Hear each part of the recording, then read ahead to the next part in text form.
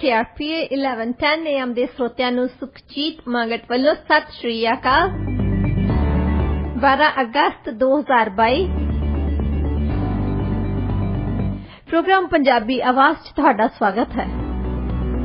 ਦੁਨੀਆ ਭਰ 'ਚ ਸਾਡੇ ਪ੍ਰੋਗਰਾਮਸ ਤੁਸੀਂ ਸੁਣ ਸਕਦੇ ਹੋ radioindia.ca ਤੇ US ਤੇ ਕੈਨੇਡਾ 'ਚ ਸਾਡੇ ਪ੍ਰੋਗਰਾਮ ਸੁਣੇ ਜਾ ਸਕਦੇ ਆ KRPA 1110 AM ਤੇ। स्टूडियो का नंबर है 6045929191 6045929191। प्रोग्राम च स्वागत करते डॉक्टर शिंदे पुरेवाल जी का। डॉक्टर साहब प्रोग्राम च स्वागत है जी। Good morning. Good morning doctor साहब। अज खबरां दी शुरुआत करते हैं आपां प्रोफैसर जगतार सिंह गरेवाल दे नाल। उगे इतिहासकार प्रोफैसर जगतार सिंह गरेवाल का देहांत हो गया। वह 95 सालां दे सी ते ਉਹ ਮੱਧਕਾਲੀਨ ਤੇ ਆਧੁਨਿਕ ਭਾਰਤ ਦੇ ਨਾਲ-ਨਾਲ ਪੰਜਾਬ ਅਤੇ ਸਿੱਖਾਂ ਦੇ ਇਤਿਹਾਸ ਬਾਰੇ ਆਪਣੇ ਕੰਮ ਲਈ ਜਾਣੇ ਜਾਂਦੇ ਸਨ। ਦੇਖੋ ਇੱਕ ਅਫਰੀਕਾ ਦੀ ਕਹਾਵਤ ਹੈ, ਉਹ ਕਹਿੰਦੇ ਕਿ ਜਿੰਨਾ ਚਿਰ ਸ਼ੇਰਾਂ ਦੇ ਆਪਣੇ ਇਤਿਹਾਸਕਾਰ ਨਹੀਂ ਆਉਂਦੇ ਨਾ, ਉਹਨਾਂ ਚਿਰ ਸ਼ਿਕਾਰੀਆਂ ਨੇ ਆਪਣੀਆਂ ਸਿਫਤਾਂ ਕਰੀ ਜਾਣੀਆਂ। ਹਾਂਜੀ। ਸਾਡੇ ਵੀ ਜਿੰਨਾ ਚਿਰ ਇਤਿਹਾਸਕਾਰ ਇਹ ਡਾਕਟਰ ਗਰੇਵਾਲ ਵਰਗੇ ਨਹੀਂ ਆਏ, ਉਹਨਾਂ ਚਿਰ ਸ਼ਿਕਾਰੀਆਂ ਦਾ ਇਹ ਕੰਮ ਸੀ ਜੋ ਕੁਝ ਉਹਨਾਂ ਨੇ ਕੀਤਾ। ਖਾਸ ਤੌਰ ਤੇ ਅੰਗਰੇਜ਼ਾਂ ਨੇ ਆ ਕੇ ਐਂਗਲੋ ਸਿੱਖ ਵਾਰ ਜਿਹਨੂੰ ਕਿਹਾ ਜਾਂਦਾ, ਉਸ ਤੋਂ ਬਾਅਦ ਪੰਜਾਬ ਨੂੰ ਟੇਕ ਓਵਰ ਕੀਤਾ। ਗ੍ਰਿਫਨ ਇੱਕ ਹੋਇਆ ਐਡਮਿਨਿਸਟ੍ਰੇਟਰ ਪੰਜਾਬ ਦਾ ਅੰਗਰੇਜ਼ਾਂ ਦਾ। ਉਹ ਪਹਿਲਾ ਸੀ ਬੰਦਾ ਜਿਹਨੇ ਚੀਫਸ ਆਫ ਪੰਜਾਬ ਲਿਖੀ ਕਿਤਾਬ 1860 ਦੇ ਵਿੱਚ। ਤੇ ਉਹ ਚੀਫਸ ਆਫ ਪੰਜਾਬ ਜਿਹੜੇ ਆ ਉਹਦੇ ਵਿੱਚ ਤਕਰੀਬਨ ਜੇ ਤੁਸੀਂ ਗਦਾਰਾਂ ਦੇ ਨਾਮ ਪੜ੍ਹਨੇ ਨਾ, ਜਿਨ੍ਹਾਂ ਨੇ ਸਿੱਖ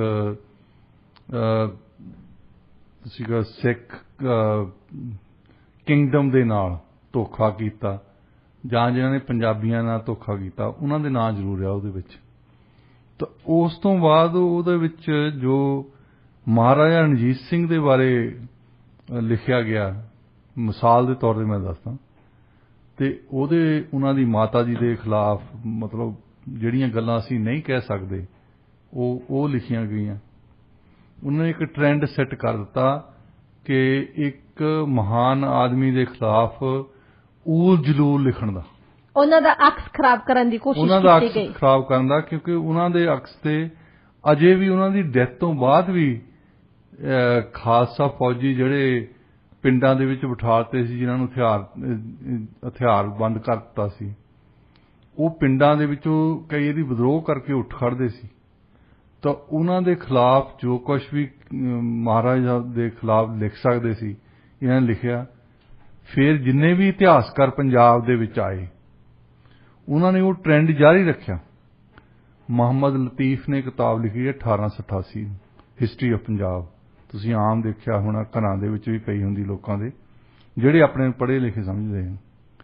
ਉਹਦੇ ਵਿੱਚ ਊਲ ਜਲੂਲ ਇੰਨਾ ਲਿਖਿਆ ਹੈ ਨਾ, ਕੋਈ ਰੈਫਰੈਂਸ ਦੇਣਾ ਪੈਂਦਾ, ਕੋਈ ਦੱਸੋ ਤਾਂ ਸਹੀ ਵੀ ਆਹ ਗੱਲ ਕਿੱਥੋਂ ਤੁਸੀਂ ਲਈ ਹੈ।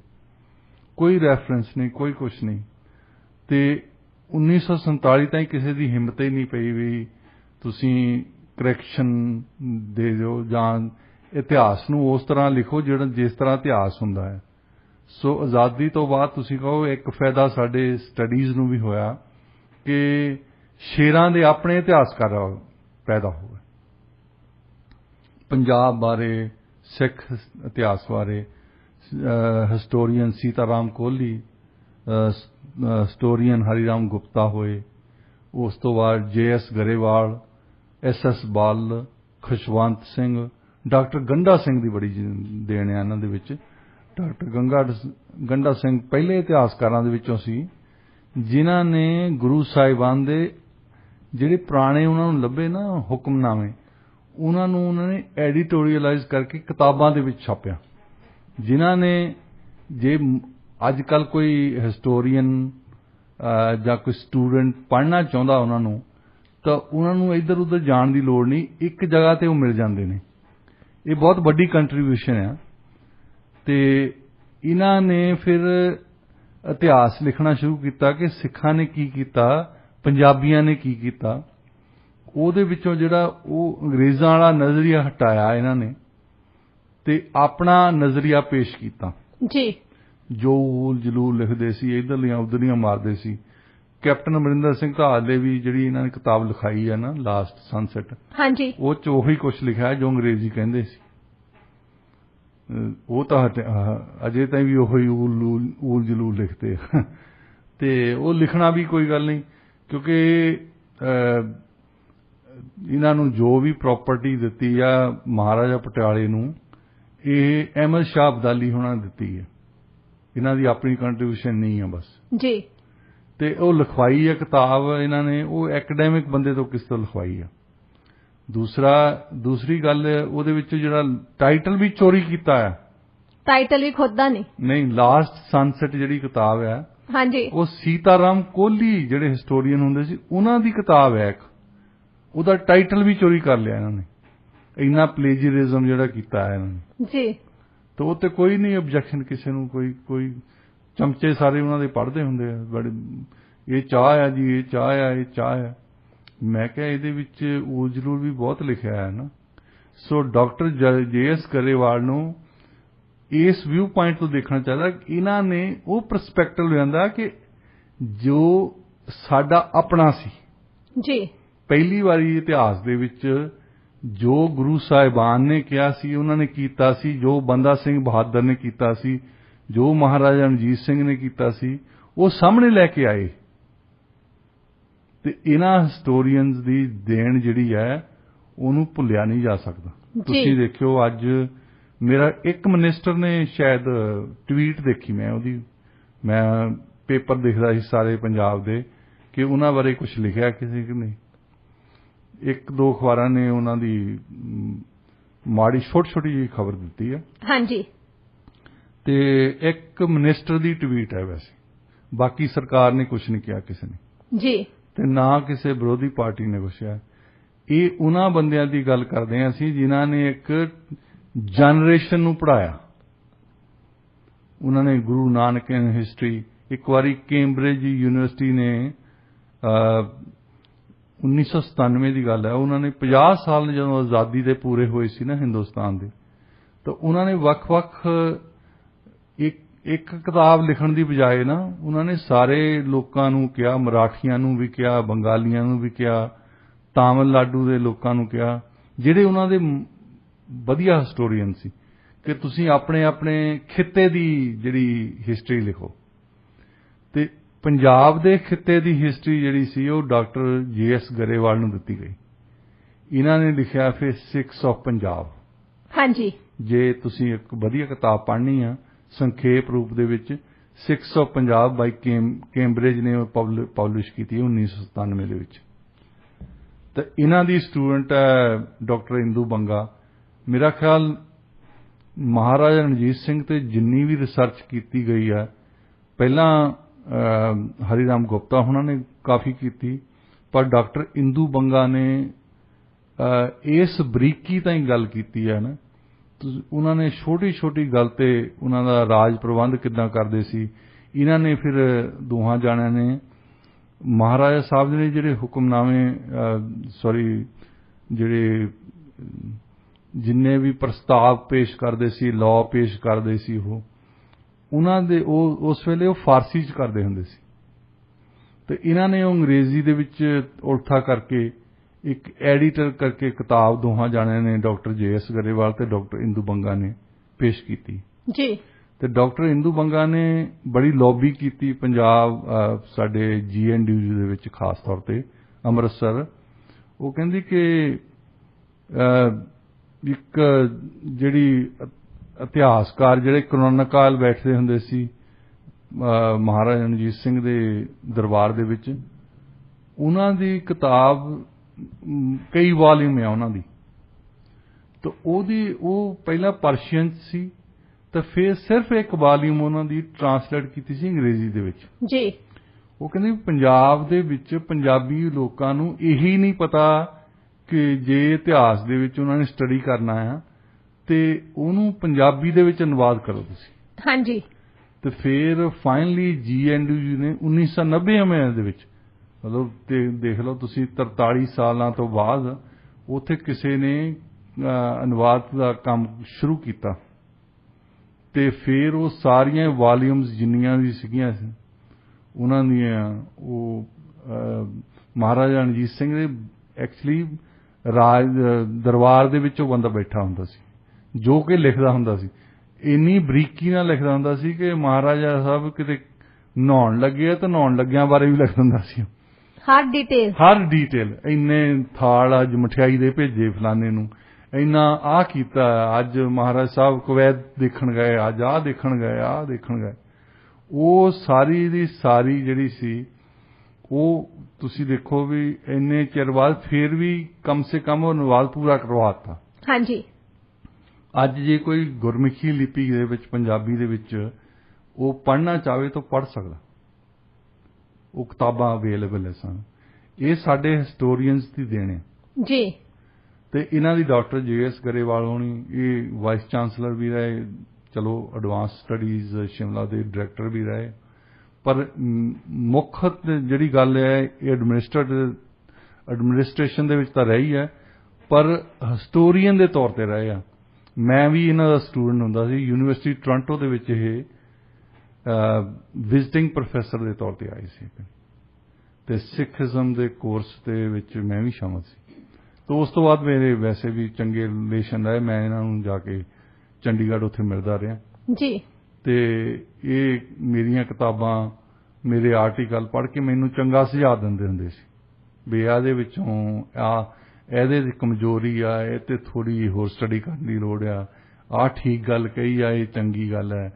ਤੇ ਉਹ ਇੱਕ ਗਾਈਡੈਂਸ ਦੇ ਤੌਰ ਤੇ ਉਹਨਾਂ ਨੇ ਕਿੰਨੇ ਸਟੂਡੈਂਟਸ ਨੂੰ ਗਾਈਡੈਂਸ ਦਿੱਤੀ ਹੋਣੀ ਹੈ। ਇੰਦੂ ਬੰਗਾ ਵੀ ਉਹਨਾਂ ਦੀ ਸਟੂਡੈਂਟ ਹੀ ਹੁੰਦੀ ਸੀ। ਉਹਨੇ ਪੰਜਾਬ ਦੇ ਇਤਿਹਾਸ ਬਾਰੇ, ਖਾਸ ਤੌਰ ਤੇ ਮਹਾਰਾਜਾ ਰਣਜੀਤ ਸਿੰਘ ਦੇ ਇਤਿਹਾਸ ਬਾਰੇ ਜੋ ਕੁਝ ਲਿਖਿਆ ਉਹ ਤੁਸੀਂ ਕਹਿ ਲਓ ਕਿ ਸ਼ੇਰਾਂ ਨੇ ਆਪਣਾ ਇਤਿਹਾਸ ਲਿਖਿਆ ਹੈ ਜੀ। ਫਾਈਨਲੀ ਜੋ ਕੁਝ ਚਾਹੀਦਾ ਸੀ ਸਾਨੂੰ ਸਿੱਖਣਾ ਉਹ ਸਾਡੇ ਸਾਹਮਣੇ ਲਿਆਂਦਾ ਹੈ। ਉਹਨਾਂ ਨੇ ਸ਼ੁਰੂਆਤ ਚੰਗੀ ਕੀਤੀ ਹੈ। ਗੁਰੂ ਨਾਨਕ ਇਨ ਹਿਸਟਰੀ ਕਿਤਾਬ ਪੜ੍ਹ ਕੇ ਦੇਖ ਲਓ ਕਿ ਉਹਨਾਂ ਦੇ ਜ਼ਮਾਨਿਆਂ ਦੇ ਵਿੱਚ ਕੌਣ ਹੋਰ ਸੀ, ਕੀ ਸੀ ਹੋ ਰਿਹਾ, ਤਾਂ ਉਹਨਾਂ ਨੇ ਕੀ ਜ਼ਿਕਰ ਕੀਤਾ ਗੁਰੂ ਨਾਨਕ ਸਾਹਿਬ ਬਾਰੇ, ਤਾਂ ਉਹਨਾਂ ਨੇ ਆਪਣੇ ਬਾਣੀ ਦੇ ਵਿੱਚ ਕੀ ਕਿਹਾ, ਸਾਨੂੰ ਕੀ ਮੈਸੇਜ ਦਿੱਤਾ। ਤੇ ਇਸ ਤਰ੍ਹਾਂ ਦੀਆਂ ਕਿਤਾਬਾਂ ਉਹਨਾਂ ਨੇ, ਫਿਰ ਖਾਲਸਾ ਹੈ, ਫਿਰ ਹੋਰ ਹਿਸਟਰੀ ਆਫ ਪੰਜਾਬ ਤੇ ਆ ਲੇਟੈਸਟ ਪਿੱਛੇ ਜਿਹੇ ਉਹਨੇ ਕਿਤਾਬ ਲਿਖੀ ਸੀ ਐਂਟੀਕੁਇਟੀ ਤੋਂ ਪੁਰਾਣਾ, ਹੜੱਪਾ ਸਿਵਲਾਈਜੇਸ਼ਨ ਤੋਂ ਲੈ ਕੇ ਅੱਜ ਤਾਈਂ, ਛੋਟੀ ਜਿਹੀ ਕਿਤਾਬ ਹੈ। ਉਹਨਾਂ ਨੇ ਬਹੁਤ ਵਿਸਤਾਰਪੂਰਵਕ ਲਿਖਿਆ, ਜਿੰਨਾ ਵੀ ਸ਼ੁਰੂਆਤ ਦੇ ਏਰੀਏ ਦੇ ਵਿੱਚ ਹੜੱਪਾ ਸਿਵਲਾਈਜੇਸ਼ਨ, ਉਸ ਵੇਲੇ ਦੇ ਸਪਤ ਸਿੰਧੂ ਬਾਰੇ, ਤੇ ਉਹ ਇਤਿਹਾਸਕਾਰਾਂ ਨੂੰ ਅੱਗੇ ਲਿਜਾਣ ਲਈ ਇੱਕ ਬਹੁਤ ਵੱਡਾ ਕਦਮ ਹੈ ਜੀ। ਕਿਉਂਕਿ ਜਿੱਦਾਂ ਨਿਊਟਨ ਨੂੰ ਕਿਸੇ ਨੇ ਪੁੱਛਿਆ ਨਾ, ਆਈਜ਼ਕ ਨਿਊਟਨ ਜਿਹੜੇ ਫਿਜ਼ਿਸਿਸਟ ਸੀ, ਉਹਨਾਂ ਨੂੰ ਪੁੱਛਿਆ ਵੀ ਤੁਸੀਂ ਇੰਨੇ ਮਹਾਨ ਗੱਲਾਂ ਕਿਵੇਂ ਇਹਨਾਂ ਨੂੰ ਕਿੱਦਾਂ ਹਾਸਲ ਕਰ ਲਿਆ, ਇੰਨੀ ਥਿਊਰੀ ਵਧੀਆ ਤੁਸੀਂ ਦਿੱਤੀ ਹੈ। ਤੇ ਨਿਊਟਨ ਕਹਿੰਦੇ ਕਿ ਮੇਰੇ ਤੋਂ ਪਹਿਲਾਂ ਜਿਹੜੇ ਸਾਇੰਟਿਸਟ ਆਏ ਨਾ, ਮੈਂ ਉਹਨਾਂ ਦੇ ਮੋਢਿਆਂ ਤੇ ਚੜ੍ਹ ਕੇ ਦੇਖਿਆ ਸਾਰਾ ਕੁਝ, ਇਸ ਕਰਕੇ ਮੈਂ ਮਹਾਨ ਹੋਇਆ, ਉਹਨਾਂ ਦਾ ਕਰਕੇ ਹੋਇਆ। ਸੋ ਇਹਨਾਂ ਬੰਦਿਆਂ ਦੇ ਅਸੀਂ ਮੋਢਿਆਂ ਤੇ ਚੜ੍ਹ ਕੇ ਦੇਖ ਸਕਦੇ ਹਾਂ ਜੀ। ਇਹਨਾਂ ਨੇ ਸਾਨੂੰ, ਅਸੀਂ ਜਾਂਦੇ ਹੁੰਦੇ ਸੀ ਕਿ ਪਹਿਲਾਂ ਟੂਰਨਾਮੈਂਟ ਤੇ ਜਾਂਦੇ ਹੁੰਦੇ ਸੀ, ਛਿੰਝਾਂ ਦੇ ਜਾਂਦੇ ਹੁੰਦੇ ਸੀ, ਬਾਪ ਦਾਦੇ ਸਾਨੂੰ ਮੋਢਿਆਂ ਤੇ ਰੱਖ ਲੈਂਦੇ ਹੁੰਦੇ ਸੀ ਛੋਟੇ ਬੱਚਿਆਂ ਨੂੰ, ਤਾਂ ਕਿ ਉਹਨਾਂ ਨੂੰ ਦਿਸਦਾ ਰਹੇ। ਛੋਟੇ ਬੱਚੇ ਨੂੰ ਤਾਂ ਲੱਤਾਂ ਜਾਣੀ ਕੁਝ ਦਿਸਣਾ ਹੀ ਨਹੀਂ। ਹਾਂਜੀ। ਤੇ ਅਸੀਂ ਇਹਨਾਂ ਹਿਸਟੋਰੀਅਨਸ ਨੂੰ, ਇਹਨਾਂ ਦੇ ਜੇ ਹੋਰ ਰਿਸਰਚ ਕਰਨੀ ਆ, ਹੋਰ ਖੋਜ ਕਰਨੀ ਆ ਪੰਜਾਬ ਬਾਰੇ, ਸਿੱਖਿਜ਼ਮ ਬਾਰੇ, ਹਿੰਦੁਸਤਾਨ ਬਾਰੇ, ਤਾਂ ਇਹਨਾਂ ਡਾਕਟਰ JS ਗਰੇਵਾਲ ਹੋਣੀ ਇਹਨਾਂ ਦੇ ਮੋਢਿਆਂ ਤੇ ਚੜ੍ਹ ਕੇ ਦੇਖ ਸਕਦੇ ਸੀ ਜੀ। ਇਹਨਾਂ ਦੀ ਮਹਾਨਤਾ ਇਦਾਂ ਦੇਖਣੀ ਚਾਹੀਦੀ, ਜੋ ਇਹਨਾਂ ਨੇ ਰਿਸਰਚ ਕੀਤੀ ਆ ਉਹ ਇੱਕ ਲਾਈਟ ਕਰਤੀ ਹੈ, ਸਾਨੂੰ ਰਾਹ ਦਿਖਾ ਗਿਆ ਕਿ ਇਦਾਂ ਰਿਸਰਚ ਕਰੀਦੀ ਹੁੰਦੀ ਆ। ਤੇ ਇਹ ਜਿਹੜੇ ਇੰਪੋਰਟੈਂਟ ਡਾਕੂਮੈਂਟ ਵੀ ਇਹਨਾਂ ਨੇ ਕੱਢ ਕੇ ਸਾਡੇ ਮੂਹਰੇ ਰੱਖ ਦਿੱਤੇ। ਸਾਨੂੰ ਬਹੁਤ ਡਾਕੂਮੈਂਟ ਦੇਖਣ ਦੀ ਲੋੜ, ਜੇ ਅਸੀਂ ਇੱਕ ਹਿਸਟੋਰੀਅਨ ਨੇ, ਇੱਕ ਸੋਸ਼ਲ ਸਾਇੰਟਿਸਟ ਨੇ ਕਈ ਵਾਰੀ ਦੇਖਣਾ ਹੁੰਦਾ ਨਾ, ਪੜ੍ਹਨਾ ਹੁੰਦਾ, ਉਹਨਾਂ ਨੂੰ ਵੱਖ-ਵੱਖ ਥਾਵਾਂ ਤੇ ਆਰਕਾਈਵਸ ਦੇ ਵਿੱਚ ਜਾਣਾ ਪੈਂਦਾ ਆ, ਉਹਨਾਂ ਦੇ ਡਾਕੂਮੈਂਟ ਲੱਭਣੇ ਪੈਂਦੇ ਆ। ਡਾਕਟਰ ਗੰਡਾ ਸਿੰਘ ਹੁਣਾਂ ਨੇ ਐਡੀਟਰ ਬਣ ਕੇ ਉਹਨਾਂ ਨੇ ਕਿਤਾਬਾਂ ਦੇ ਵਿੱਚ ਜਿਹੜੇ ਜੋ ਕੁਝ ਓਰੀਜਨਲ ਡਾਕੂਮੈਂਟ ਹੁੰਦੇ ਸੀ ਉਹਨਾਂ ਨੂੰ ਪੇਸ਼ ਕੀਤਾ ਹੈ ਨਾ, ਤਾਂ ਉਹ ਤੁਹਾਨੂੰ ਕਈ ਸਟੈਪ ਬਚਾ ਲੈਂਦਾ ਹੈ ਆਰਕਾਈਵ ਜਾਣ ਤੋਂ ਪਹਿਲਾਂ, ਕਿਉਂਕਿ ਇੱਕ ਇੱਕ ਕਿਤਾਬ ਦੇ ਵਿੱਚ ਉਹਨਾਂ ਨੇ ਸਮੁੰਦਰ ਬੰਦ ਕਰਕੇ ਰੱਖਤਾ ਜੀ ਕਿ ਤੁਹਾਨੂੰ ਇੱਧਰ ਉੱਧਰ ਭਟਕਣ ਦੀ ਲੋੜ ਨਹੀਂ, ਤੁਸੀਂ ਗੁਰੂ ਸਾਹਿਬ ਦੇ ਹੁਕਮਨਾਮੇ ਲੈਣੇ ਆ, ਆਹ ਕਿਤਾਬ ਚੱਕ ਲਓ ਮੇਰੀ ਜੀ। ਸੋ ਇਸ ਗੱਲੋਂ ਆਈ ਹੋਪ ਵੀ ਹੋਰ ਵੀ ਮੀਡੀਆ ਇਹਦੇ ਬਾਰੇ ਗੱਲ ਕਰੇ ਜੀ, ਉਹਨਾਂ ਬਾਰੇ। ਜਿਹੜੀ ਸਾਡੀ ਸੈਕੰਡ ਜਨਰੇਸ਼ਨ, ਥਰਡ ਜਨਰੇਸ਼ਨ, ਉਹਨਾਂ ਤਾਂ ਕਈ ਜਨਰੇਸ਼ਨ ਹੀ ਕੱਢੀਆਂ ਹੋਣੀਆਂ ਮੇਰੇ ਖਿਆਲ ਪਿਛਲੇ 50 ਸਾਲਾਂ ਤੋਂ ਉਹਨਾਂ ਦੀ ਕਾਫੀ ਖੋਜ ਸਾਹਮਣੇ ਆਈ ਆ ਸਾਡੇ। ਹਾਂਜੀ। ਤੇ ਉਹਨਾਂ ਨੇ ਬਹੁਤ ਜਨਰੇਸ਼ਨ ਟ੍ਰੇਨ ਕੀਤੀਆਂ, ਕਈ ਪੀੜ੍ਹੀਆਂ ਟ੍ਰੇਨ ਕਰਕੇ ਗਏ ਆ, ਤੇ ਇਹਨਾਂ ਪੀੜ੍ਹੀਆਂ ਨੇ ਅੱਗੇ ਜਾ ਕੇ ਉਹਨਾਂ ਦੇ ਹੋਰ ਰਿਸਰਚ ਕਰਨੀ ਹੈ, ਨਵੀਆਂ ਗੱਲਾਂ ਰਿਸਰਚ ਕਰਨੀਆਂ।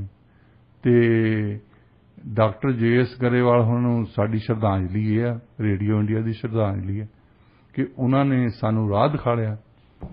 ਉਸ ਰਾਹ ਤੇ ਚੱਲ ਕੇ ਅਸੀਂ ਆਸ ਕਰਦੇ ਹਾਂ ਕਿ ਜਿਹੜਾ ਸ਼ੇਰਾਂ ਦਾ ਇਤਿਹਾਸ ਆ ਜੀ, ਉਹ ਹੋਰ ਵੀ ਵੱਧ ਤਰੀਕੇ ਨਾਲ ਅਸੀਂ ਸ਼ੇਰਾਂ ਦੇ ਵਿਊ ਪੁਆਇੰਟ ਤੋਂ ਆਪਣੇ ਨਜ਼ਰੀਏ ਦੇ ਨਾਲ ਪੇਸ਼ ਕਰ ਸਕਦੇ ਹਾਂ। ਜੀ ਬਿਲਕੁਲ ਡਾਕਟਰ ਸਾਹਿਬ, ਤੁਸੀਂ ਸਹੀ ਕਿਹਾ, ਇਹੀ ਸਹੀ ਤੇ ਸੱਚੀ ਸ਼ਰਧਾਂਜਲੀ ਹੈ ਜੀ। ਡਾਕਟਰ ਸਾਹਿਬ, ਗੱਲਬਾਤ ਕਰਦੇ ਹਾਂ ਜੀ ਹੁਣ ਆਪਾਂ NDP ਲੀਡਰ ਜਗਮੀਤ ਸਿੰਘ ਦੀ ਡੂਅਲ ਪਰਸਨੈਲਿਟੀ ਬਾਰੇ। ਦੋ ਰੂਪ ਆ ਜੀ ਉਹਨਾਂ ਦੇ, ਇੱਕ ਤਾਂ ਹੈਗਾ ਜਿਹੜਾ ਟਵਿੱਟਰ ਦੇ ਉੱਪਰ ਆ, ਟਵਿੱਟਰ ਜਗਮੀਤ ਸਿੰਘ ਜੀ ਆਪਾਂ ਕਹਿ ਲਈਏ ਤਾਂ ਵੀ ਕੁਛ ਮੈਨੂੰ ਲੱਗਦਾ ਕਥਨੀ ਨਹੀਂ ਹੋਊਗੀ, ਤੇ ਇੱਕ ਹੈਗਾ ਜੀ ਜਸਟਿਨ ਟਰੂਡੋ ਦੇ ਪ੍ਰੋਟੈਕਟਰ ਦੇ ਰੂਪ ਵਿੱਚ ਜਿਹੜਾ ਜਗਮੀਤ ਸਿੰਘ ਆ। ਬਹੁਤ ਜ਼ਿਆਦਾ ਕਨਫਿਊਜ਼ਨ ਜੀ ਕ੍ਰੀਏਟ ਕਰਦੇ ਇਹਨਾਂ ਦੇ ਜਿਹੜੇ ਦੋਨੋਂ ਹੀ ਰੂਪ ਹੈਗੇ ਆ। ਇੰਜ ਲੱਗਦਾ ਕਿ ਉਹਨਾਂ ਨੂੰ ਹੁਣ ਜਸਟਿਨ ਟਰੂਡੋ ਨਾਲ ਜਿਹੜੀ ਉਹਨਾਂ ਨੇ ਡੀਲ ਵੀ ਕੀਤੀ ਸੀ ਨਾ, ਉਹਦੇ ਤੇ ਵੀ ਸ਼ੱਕ ਜਿਹਾ ਹੋ ਰਿਹਾ। ਪਹਿਲਾਂ ਆਪਾਂ ਗੱਲ ਕਰਦੇ ਹਾਂ ਕਿ ਟਵਿੱਟਰ ਤੇ ਜਿਹੜਾ ਜਗਮੀਤ ਸਿੰਘ ਹੈਗਾ, ਟਵਿੱਟਰ ਜਗਮੀਤ ਸਿੰਘ, ਉੱਥੇ ਤਾਂ ਉਹ ਬੜੀਆਂ ਸ਼ੇਰ ਵਾਂਗੂ ਬੜਕਾ ਮਾਰਦੇ ਆ, ਹੈ ਤਾਂ ਵੈਸੇ ਕੁਛ ਵੀ ਨਹੀਂ। ਉਹ ਜਸਟਿਨ ਟਰੂਡੋ ਦੇ ਅਗੇਂਸਟ ਹਮੇਸ਼ਾ ਉੱਥੇ ਲਿਖਦੇ ਆ, ਉਹਨਾਂ ਦਾ ਕ੍ਰਿਟਿਸਿਜ਼ਮ ਕਰਦੇ ਆ। ਉਹ ਕਹਿੰਦੇ ਆ ਕਿ ਇਹ ਤਾਂ ਜਿਹੜੇ ਪ੍ਰਧਾਨ ਮੰਤਰੀ ਹੈ ਜਾਂ ਜਿਹੜੀ ਇਹ ਸਰਕਾਰ ਹੈਗੀ ਹੈ, ਇਹ ਬਿਲੀਅਨਰਸ ਦੇ ਲਈ ਕੰਮ ਕਰਦੀ ਹੈ, ਪੈਸੇ ਵਾਲੇ ਲੋਕਾਂ ਲਈ ਕੰਮ ਕਰਦੀ ਹੈਗੀ ਆ। ਤੇ ਨਾਲ ਹੀ ਉਹਦੇ ਵਿੱਚ ਉਹ ਫਿਰ ਟਰੂਡੋ ਸਰਕਾਰ ਨੂੰ ਇੱਕ ਫਲॉप ਸਰਕਾਰ ਕਹਿ ਦਿੰਦੇ ਹੈਗੇ ਆ। ਉਹਦੇ 'ਚ ਫਿਰ ਉਹ ਕਈ ਮੁੱਦੇ ਚੁੱਕ ਲੈਂਦੇ, ਚਾਹੇ ਪੀਅਰਸਨ 에ਅਰਪੋਰਟ ਦਾ ਹੋਵੇ ਮੁੱਦਾ, ਫਲਾਈਟ ਡਿਲੇ ਦਾ ਮਸਲਾ ਹੋਵੇ, ਪਾਸਪੋਰਟ ਆਫਿਸ ਦੇ ਬਾਹਰ ਹੋਵੇ।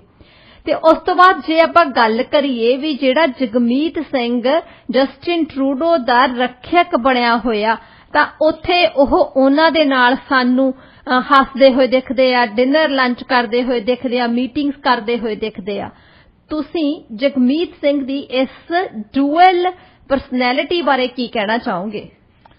ਦੇਖੋ, ਜਿੰਮੀ ਧਾਲੀਵਾਲ ਉਰਫ ਜਗਮੀਤ ਸਿੰਘ ਦੇ ਡਿਊਅਲ ਪਰਸਨੈਲਿਟੀ ਬਾਰੇ ਅੱਜ ਦੀ ਨਹੀਂ ਬਹੁਤ ਚਿਰ ਦੀ ਗੱਲ ਹੁੰਦੀ ਹੈ ਕਿ ਇਹ ਪ੍ਰਾਈਵੇਟਲੀ ਆਪਣੇ ਟਵਿੱਟਰ ਤੇ ਕੀ ਕਹਿੰਦੇ ਆ ਤੇ ਪਬਲਿਕਲੀ ਕਿਵੇਂ ਸਪੋਰਟ ਕਰਦੇ ਉਹਦੀ ਬੰਦੇ ਦੀ।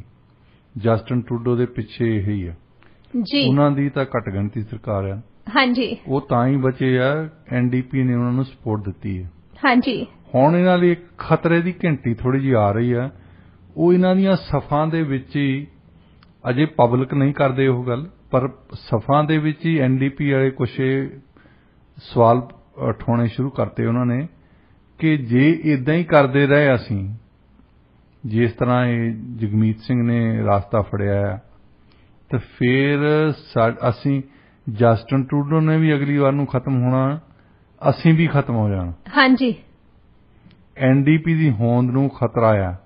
ਜਗਮੀਤ ਸਿੰਘ ਨੇ ਖੁਦ ਇਸ ਜਿਹੜੀ NDP ਦੀ ਹੋਂਦ ਹੈਗੀ, ਜਗਮੀਤ ਸਿੰਘ ਖੁਦ ਖਤਰਾ ਬਣੇ ਹੋਏ ਆ ਅੰਦਰ ਖਾਤੇ। ਇਹ ਵੀ ਗੱਲ ਚੱਲ ਰਹੀ ਆ ਅੰਦਰ ਖਾਤੇ। ਹੁਣ ਹੋ ਸਕਦਾ ਉਹ ਪਬਲਿਕ ਇਸ਼ੂ ਵੀ ਬਣ ਜਾਵੇ, ਕਿਉਂਕਿ ਬਹੁਤ ਸਾਰੇ ਜਿਹੜੇ ਇਹਨਾਂ ਦੇ ਓਪੋਨੈਂਟਸ ਆ NDP ਦੇ ਵਿੱਚ, ਉਹ ਇਸ ਕਰਕੇ ਗੱਲ ਨਹੀਂ ਕਰਦੇ ਕਿ ਇਹ ਹਮੇਸ਼ਾ ਹੀ ਫਿਰ ਕਹਿਣਗੇ ਮੈਂ ਤਾਂ ਘੱਟ ਗਿਣਤੀ ਆ, ਮੈਨੂੰ ਘੱਟ ਗਿਣਤੀ ਰੇਸਿਜ਼ਮ ਦਾ ਕਹਿੰਦੇ ਆ ਕਿ ਮੇਰੇ ਨਾਲ ਵਿਤਕਰਾ ਕੀਤਾ ਜਾਂਦਾ। ਹੁਣ ਨਾਰਮਲੀ ਇੱਥੇ ਕੈਨੇਡਾ ਦੇ ਵਿੱਚ ਤੁਹਾਨੂੰ ਕੋਈ ਵੀ ਪਾਰਟੀ ਲੀਡਰ, ਕਿਉਂਕਿ ਜਦੋਂ ਵੀ ਇਲੈਕਸ਼ਨ ਹੁੰਦੀ ਆ ਕਦੇ ਇਕੱਲੇ ਕੈਂਡੀਡੇਟ ਨੂੰ ਕੋਈ ਨਹੀਂ ਪੁੱਛਦਾ, ਇੱਥੇ ਸਿਰਫ ਤੇ ਸਿਰਫ ਮੀਡੀਆ ਜਿਹੜਾ ਫੋਕਸ ਹੁੰਦਾ ਆ ਪਾਰਟੀ ਲੀਡਰ ਤੇ। ਹਾਂਜੀ, ਜਿੱਤ ਜਾਣ ਇਲੈਕਸ਼ਨ ਜਾਂ ਹਾਰ ਜਾਣ, ਇਹ ਪਾਰਟੀ ਲੀਡਰ ਤੇ ਡਿਪੈਂਡ ਕਰਦਾ। ਸੋ ਜਗਮੀਤ ਸਿੰਘ ਉਹਨਾਂ ਨੇ 2 ਇਲੈਕਸ਼ਨ ਹਰਾਈਆਂ ਚੰਗੀ ਤਰ੍ਹਾਂ ਇਹਨਾਂ ਨੂੰ ਐਨਡੀਪੀ ਨੂੰ, ਤਾਂ ਤੀਸਰੀ ਦੀ ਤਿਆਰੀ ਆ। ਹਾਂਜੀ। ਤੇ ਵੈਸੇ ਨਾਰਮਲ ਲੀਡਰ ਜਿਹੜਾ ਹੈ ਇੱਕ ਹੀ ਹਰਾ ਕੇ ਇਲੈਕਸ਼ਨ ਦੂਸਰੀ ਵਾਰੀ ਰਿਜ਼ਾਈਨ ਕਰ ਦਿੰਦਾ। ਹਾਂਜੀ। ਤੇ ਜਗਮੀਤ ਸਿੰਘ ਮਤਲਬ ਖਾਸ ਹੀ ਕਰੈਕਟਰ ਹੈ ਇੱਕ, ਜਿਹੜਾ ਜਿੰਮੀ ਧਾਲੀਵਾਲ ਆ। ਇਹ ਹੁਣ ਜਗਮੀਤ ਸਿੰਘ ਆ ਕਿ ਜਾਂ ਜਿੰਮੀ ਧਾਲੀਵਾਲ ਆ? ਇੱਥੇ ਵੀ ਦੇਖੋ ਤੁਸੀਂ ਡੂਅਲ ਪਰਸਨੈਲਿਟੀ, ਜਿੱਦਾਂ ਆਪਾਂ ਗੱਲਬਾਤ ਕੀਤੀ ਆ ਵੀ ਇੱਕ ਪਾਸੇ ਤਾਂ ਇਹ ਜਦੋਂ ਜਸਟਿਨ ਟਰੂਡੋ ਦੇ ਰੱਖਿਅਕ ਬਣਦੇ ਆ ਤਾਂ ਕਹਿੰਦੇ ਆ ਕਿ ਉਹਦੇ ਲਈ ਇਹ ਅੱਗ ਦਾ ਦਰਿਆ ਵੀ ਪਾਰ ਕਰ ਜਾਣਗੇ, ਤਾਂ ਫਿਰ ਦੂਸਰੇ ਪਾਸੇ ਜਦੋਂ ਉਹਨਾਂ ਦੀ ਨਿਖੇਧੀ ਕਰਦੇ ਆ ਉਦੋਂ ਕਹਿ ਦਿੰਦੇ ਨੇ ਕਿ ਇਹਨਾਂ ਨਾਲੋਂ ਮਾੜਾ ਪ੍ਰਾਈਮ ਮਿਨਿਸਟਰ ਕੋਈ ਨਹੀਂ ਹੈਗਾ। ਤੇ ਇਸੇ ਤਰੀਕੇ ਨਾਲ ਹੁਣ ਜਿਵੇਂ ਤੁਸੀਂ ਇਹਨਾਂ ਦੇ ਨਾਂ ਬਾਰੇ ਵੀ ਦੱਸਿਆ, ਤੁਸੀਂ ਦੇਖੋ ਕਿ ਜਿਹੜਾ ਬੰਦਾ ਹਰ ਰੋਜ਼ ਹੀ ਜਸਟਿਨ ਟਰੂਡੋ ਦੇ ਖਿਲਾਫ ਲਿਖਦਾ ਹੋਵੇ, ਹਾਂਜੀ, ਫਿਰ ਉਹਨੂੰ ਸਵਾਲ ਪੁੱਛਿਆ ਜਾਵੇ ਕਿ ਤੁਸੀਂ ਜਦੋਂ ਬੇਭਰੋਸਗੀ ਦਾ ਮਤਾ ਆਉਣਾ ਫਿਰ ਤਾਂ ਉਹਦੇ ਹੱਕ ਦੇ ਵਿੱਚ ਬੋਲਣਾ ਜੀ, ਉਸੇ ਹੀ ਜਸਟਿਨ ਟਰੂਡੋ ਦੀ ਸਰਕਾਰ ਦੇ ਹੱਕ ਦੇ ਵਿੱਚ ਤੁਸੀਂ ਬੋਲਦੇ ਆ, ਪਬਲਿਕਲੀ ਉਹਨੂੰ ਡਿਫੈਂਡ ਕਰਦੇ ਆ। ਤੁਸੀਂ ਚਾਬੀਆਂ ਦਿੱਤੀਆਂ, ਤੁਸੀਂ ਹੱਥ ਨਾਲ ਲਿਖ ਕੇ ਦਿੱਤਾ ਆ ਕਿ 2025 ਤਾਈਂ ਤੁਹਾਡੇ ਨਾਲ ਆ, ਹਾਂਜੀ, ਫਿਰ ਕਮ ਸੇ ਕਮ ਉਹਨਾਂ ਦੀ ਆਲੋਚਨਾ ਤਾਂ ਨਾ ਕਰੋ ਨਾ ਜੀ। ਹੁਣ ਉਸ ਆਲੋਚਨਾ ਦਾ ਕਰਕੇ ਜਿਹੜੀ ਅੰਦਰੂਨੀ ਸ਼ੁਰੂ ਹੋਈ ਹੈ ਗੱਲ, ਤੇ ਇਹਨਾਂ ਨੇ ਪ੍ਰੈਸ਼ਰ ਵੀ ਪਾਉਣਾ ਸ਼ੁਰੂ ਕੀਤਾ ਅੰਦਰ ਖਾਤੇ ਕਿ ਮੈਨੂੰ ਕੁਛ ਨਾ ਕੁਛ ਤਾਂ ਦਿਓ ਨਾ, ਹਾਂਜੀ। ਹੁਣ ਐਨਡੀਪੀ ਦੀ ਕਾਕਸ ਦੇ ਵਿੱਚ ਹੀ ਪਿੱਛੇ ਨਾ ਮਾੜੀ ਮੋਟੀ ਗੱਲ ਹੁੰਦੀ ਆ, ਤਾਂ ਉਹਨਾਂ ਨੇ ਪ੍ਰੈਸ਼ਰ ਪਾਇਆ ਵੀ ਲੈਣਾ ਕੀ ਆ, ਅਸੀਂ ਸਾਨੂੰ ਦਿੱਤਾ ਹੀ ਨਹੀਂ ਕੁਛ ਇਹਨਾਂ ਨੇ, ਹਾਂਜੀ। ਜੇ ਤਾਂ ਅਸੀਂ ਇੱਕ ਇਸ਼ੂ ਤੇ ਜਿੱਦਾਂ ਪਹਿਲਾਂ 60ਵਿਆਂ 70ਵਿਆਂ ਦੇ ਵਿੱਚ ਐਨਡੀਪੀ ਕਰਦੀ ਹੁੰਦੀ ਸੀ, ਉਹ ਇਹਨਾਂ ਦੇ ਜਸਟਿਨ ਟਰੂਡੋ ਦੇ ਪਿਤਾ ਜੀ ਨੂੰ ਇਹ ਕਹਿੰਦੇ ਹੁੰਦੇ ਸੀ ਕਿ ਜੇ ਤਾਂ ਅਸੀਂ ਤੁਹਾਡੇ ਨਾਲ ਕਿਸੇ ਬਿੱਲ ਤੇ ਸਹਿਮਤ ਹਾਂ ਵੋਟ ਪਾ ਦੇਵਾਂਗੇ, ਜੇ ਨਹੀਂ ਸਹਿਮਤ ਅਸੀਂ ਤੁਹਾਡੇ ਖਿਲਾਫ ਵੋਟ ਪਾਵਾਂਗੇ। ਉਹਨਾਂ ਦੀ ਘੱਟ ਗਿਣਤੀ ਦੀ ਸਰਕਾਰ ਹਮੇਸ਼ਾ ਡਿੱਗ ਪੈਂਦੀ ਸੀ ਇਸ ਕਰਕੇ ਕਿ ਥ੍ਰੈਟ ਹੁੰਦੀ ਸੀ ਵੈਸੇ ਜੀ। ਤੇ ਹੁਣ ਇਹਨਾਂ ਨੇ ਇਹ ਕਹਿਤਾ ਕਿ 2025 ਤਾਈਂ ਕੈਨੇਡੀਅਨ ਲੋਕਾਂ ਨੇ ਤਾਂ ਉਹਨਾਂ ਨੂੰ ਬਹੁਤ ਗਿਣਤੀ ਨਹੀਂ ਦਿੱਤੀ, ਪਰ ਐਨਡੀਪੀ ਨੇ ਉਹਨਾਂ ਨੂੰ ਬਹੁਤ ਗਿਣਤੀ ਦੇ ਦਿੱਤੀ ਹੈ, ਹਾਂਜੀ, ਕਿ ਅਸੀਂ ਤੁਹਾਡੇ ਨਾਲ ਖੜੇ ਹਾਂ, ਹਾਂਜੀ। ਫਿਰ ਕਮ ਸੇ ਕਮ ਤੁਸੀਂ ਇਹ, ਜੇ ਤੁਸੀਂ ਪ੍ਰਾਈਵੇਟਲੀ ਇਦਾਂ ਕਰੀ ਜਾਂਦੇ ਆ ਕਿ ਇਦਾਂ ਇਸ ਗੱਲੋਂ ਮਾੜੇ ਆ, ਇਸ ਗੱਲੋਂ ਮਾੜੇ ਆ, ਤਾਂ ਪਬਲਿਕਲੀ ਫਿਰ ਡਿਫੈਂਡ ਕਰਨ ਉਹਨੂੰ ਹਟ ਜਾਓ। ਇੱਕ ਸਟੈਂਡ ਤਾਂ ਬੰਦੇ ਨੂੰ ਡਾਕਟਰ ਸਾਹਿਬ ਲੈਣਾ ਚਾਹੀਦਾ। ਹੁਣ ਜੇ ਇਹ ਉਹਨਾਂ ਦਾ ਕ੍ਰਿਟਿਸਿਜ਼ਮ ਕਰਦੇ ਆ ਟਵਿੱਟਰ ਤੇ, ਇਹਨਾਂ ਨੂੰ ਲੱਗਦਾ ਫਿਰ ਪੈਰ ਪਿੱਛੇ ਕਿਉਂ ਨਹੀਂ ਕਰ ਲੈਂਦੇ? ਪਰ ਹੁਣ ਲੱਗਦਾ ਵੀ ਇਹਨਾਂ ਨੇ ਗੱਲਬਾਤ ਕੀਤੀ ਆ ਕਿ ਮੇਰੀ ਦੇਖੋ ਆਪਣੀ ਹੋਂਦ ਵੀ ਖਤਰੇ ਵਿੱਚ ਆ, ਐਨਡੀਪੀ ਦੀ ਵੀ ਹੋਂਦ ਖਤਰੇ ਵਿੱਚ ਆ। ਉਹਦਾ ਰੀਜ਼ਨ ਹੈਗਾ ਜਗਮੀਤ ਸਿੰਘ ਖੁਦ ਹੀ ਰੀਜ਼ਨ ਹੈ ਉਹਦਾ, ਹਾਂਜੀ। ਤੇ ਇਹਨਾਂ ਨੇ ਉਹ ਕ੍ਰਿਸਟੀਆ ਫਰੀਲੈਂਡ ਨੇ 2 ਦਿਨ ਪਹਿਲਾਂ ਹੀ ਗੱਲ ਕੀਤੀ ਹੈ ਡੈਂਟਲ ਕਵਰੇਜ ਦੀ, ਹਾਂਜੀ। ਤਾਂ ਉਹ ਪ੍ਰੈਸ਼ਰ ਦਾ ਇੱਕ ਮੈਨੀਫੈਸਟੋ ਆ ਜੀ। ਇਹਨਾਂ ਨੇ ਜ਼ੋਰ ਪਾਇਆ ਕਿ ਜੇ ਇਸੇ ਤਰ੍ਹਾਂ ਸਾਡੀ ਸਪੋਰਟ ਲੈਣੀ ਆ ਨਾ, ਵੀ ਕੁਛ ਵੀ ਨਹੀਂ ਦੇਣਾ ਸਾਨੂੰ, ਤਾਂ ਫੇਰ ਤਾਂ ਉਹਨਾਂ ਨੇ ਜਿਹੜੇ ਅੱਜ ਅੰਦਰ ਖਾਤੇ ਬੋਲਦੇ ਆ, ਕੱਲ ਨੂੰ ਪਬਲਿਕਲੀ ਆ ਕੇ ਬੋਲਣਗੇ, ਹਾਂਜੀ। ਫਿਰ ਤੁਸੀਂ ਕਿੰਨਾ ਕੁ ਚਿਰ ਰੌਲਾ ਪਾਈ ਜਾਓਗੇ ਮੈਨੂੰ ਘੱਟ ਗਿਣਤੀ ਆ, ਮੈਂ ਘੱਟ ਗਿਣਤੀ ਆ, ਮੈਂ ਪੱਗ ਵਾਲਾ ਆ, ਮੈਨੂੰ ਤਾਂ ਕੁਛ ਕਹਿੰਦੇ ਆ। ਤੁਸੀਂ ਪੱਗ ਵਾਲੇ ਹੋ ਕੇ ਪੱਗ ਵਾਲਿਆਂ ਦੇ ਤਾਂ ਹੱਕ 'ਚ ਬੋਲ ਨਹੀਂ ਸਕਦੇ। ਫਿਰ ਵਿਕਟਮ ਕਾਰਡ ਪਲੇ ਕਰਦੇ ਆ ਡਾਕਟਰ ਸਾਹਿਬ, ਵਿਕਟਮ ਕਾਰਡ ਪਲੇ ਕਰ ਬਹੁਤ ਕਿੰਨੀ ਵਾਰੀ ਕਰੋਗੇ ਤੁਸੀਂ? ਭੇੜੀਆ ਆ ਗਿਆ 3 ਵਾਰੀ ਕਹੋਗੇ, ਹਾਂਜੀ, ਫਿਰ ਲੋਕੀ ਯਕੀਨ ਕਰਨ ਨੂੰ ਹਟ ਜਾਂਦੇ। ਬਿਲਕੁਲ ਸਹੀ ਕਿਹਾ ਤੁਸੀਂ। ਤੇ ਹੁਣ ਜਿਹੜੀ ਕ੍ਰਿਸਟੀਆ ਫਰੀਲੈਂਡ ਨੇ ਗੱਲ ਕੀਤੀ ਹੈ ਡੈਂਟਲ ਕਵਰੇਜ ਦੀ, ਉਹ ਵੀ ਕਿਹੜੀ ਸਟੇਜ ਦੇ ਵਿੱਚ ਆਉਣਾ ਆ, ਉਹ ਅਜੇ ਉਹਨਾਂ ਨੇ ਉਲੀਕਿਆ ਨਹੀਂ, ਹਾਂਜੀ। ਉਹ ਕਹਿੰਦੇ ਕਿ ਪ੍ਰਾਈਮ ਮਿਨਿਸਟਰ ਨੂੰ ਆ ਕੇ ਉਹ ਗੱਲ ਕਰਨਗੇ। ਹੁਣ ਸਤੰਬਰ ਦੇ ਵਿੱਚ ਜਦੋਂ ਹਾਊਸ ਆਫ ਕਾਮਨਸ ਖੁੱਲ੍ਹਣਾ ਹੈ, ਉਸ ਵੇਲੇ ਪਤਾ ਲੱਗੂਗਾ ਕਿ ਇਹ ਡੈਂਟਲ ਕਵਰੇਜ ਕਿਹਨਾਂ ਤੋਂ ਸ਼ੁਰੂ ਹੋਣੀ ਹੈ, ਹਾਂਜੀ। ਪਹਿਲਾਂ ਉਹ ਹੁਣੇ ਹੀ ਉਹਨਾਂ ਨੇ ਮਰਮਰ ਕਰਨੀ ਸ਼ੁਰੂ ਕਰਤੀ ਹੈ ਕਿ ਪਹਿਲਾਂ ਬੱਚਿਆਂ ਤੋਂ ਜਾਂ ਸੀਨੀਅਰ ਤੋਂ ਇਹਨਾਂ ਤੋਂ ਸ਼ੁਰੂ ਕਰਾਂਗੇ, ਕਿਉਂਕਿ ਸਾਰੇ ਲੋਕਾਂ ਨੂੰ ਅਸੀਂ ਕਵਰ ਨਹੀਂ ਕਰ ਸਕਦੇ ਇਸ ਵੇਲੇ, ਹਾਂਜੀ। ਇਹਦਾ ਮਤਲਬ ਉਹ ਡੰਗ ਟਪਾਊ ਕੁਛ ਨਾ ਕੁਛ ਕਰਨਗੇ, ਜਿੱਦਾਂ ਇਹਨਾਂ ਨੇ ਸੀਨੀਅਰ ਦਾ ਕੰਮ ਕੀਤਾ, ਜਿੱਦਾਂ 올ਡ ਏਜ ਸਿਕਿਉਰਿਟੀ ਦੇ ਵਿੱਚ ਇਹਨਾਂ ਨੇ ਕੀਤਾ।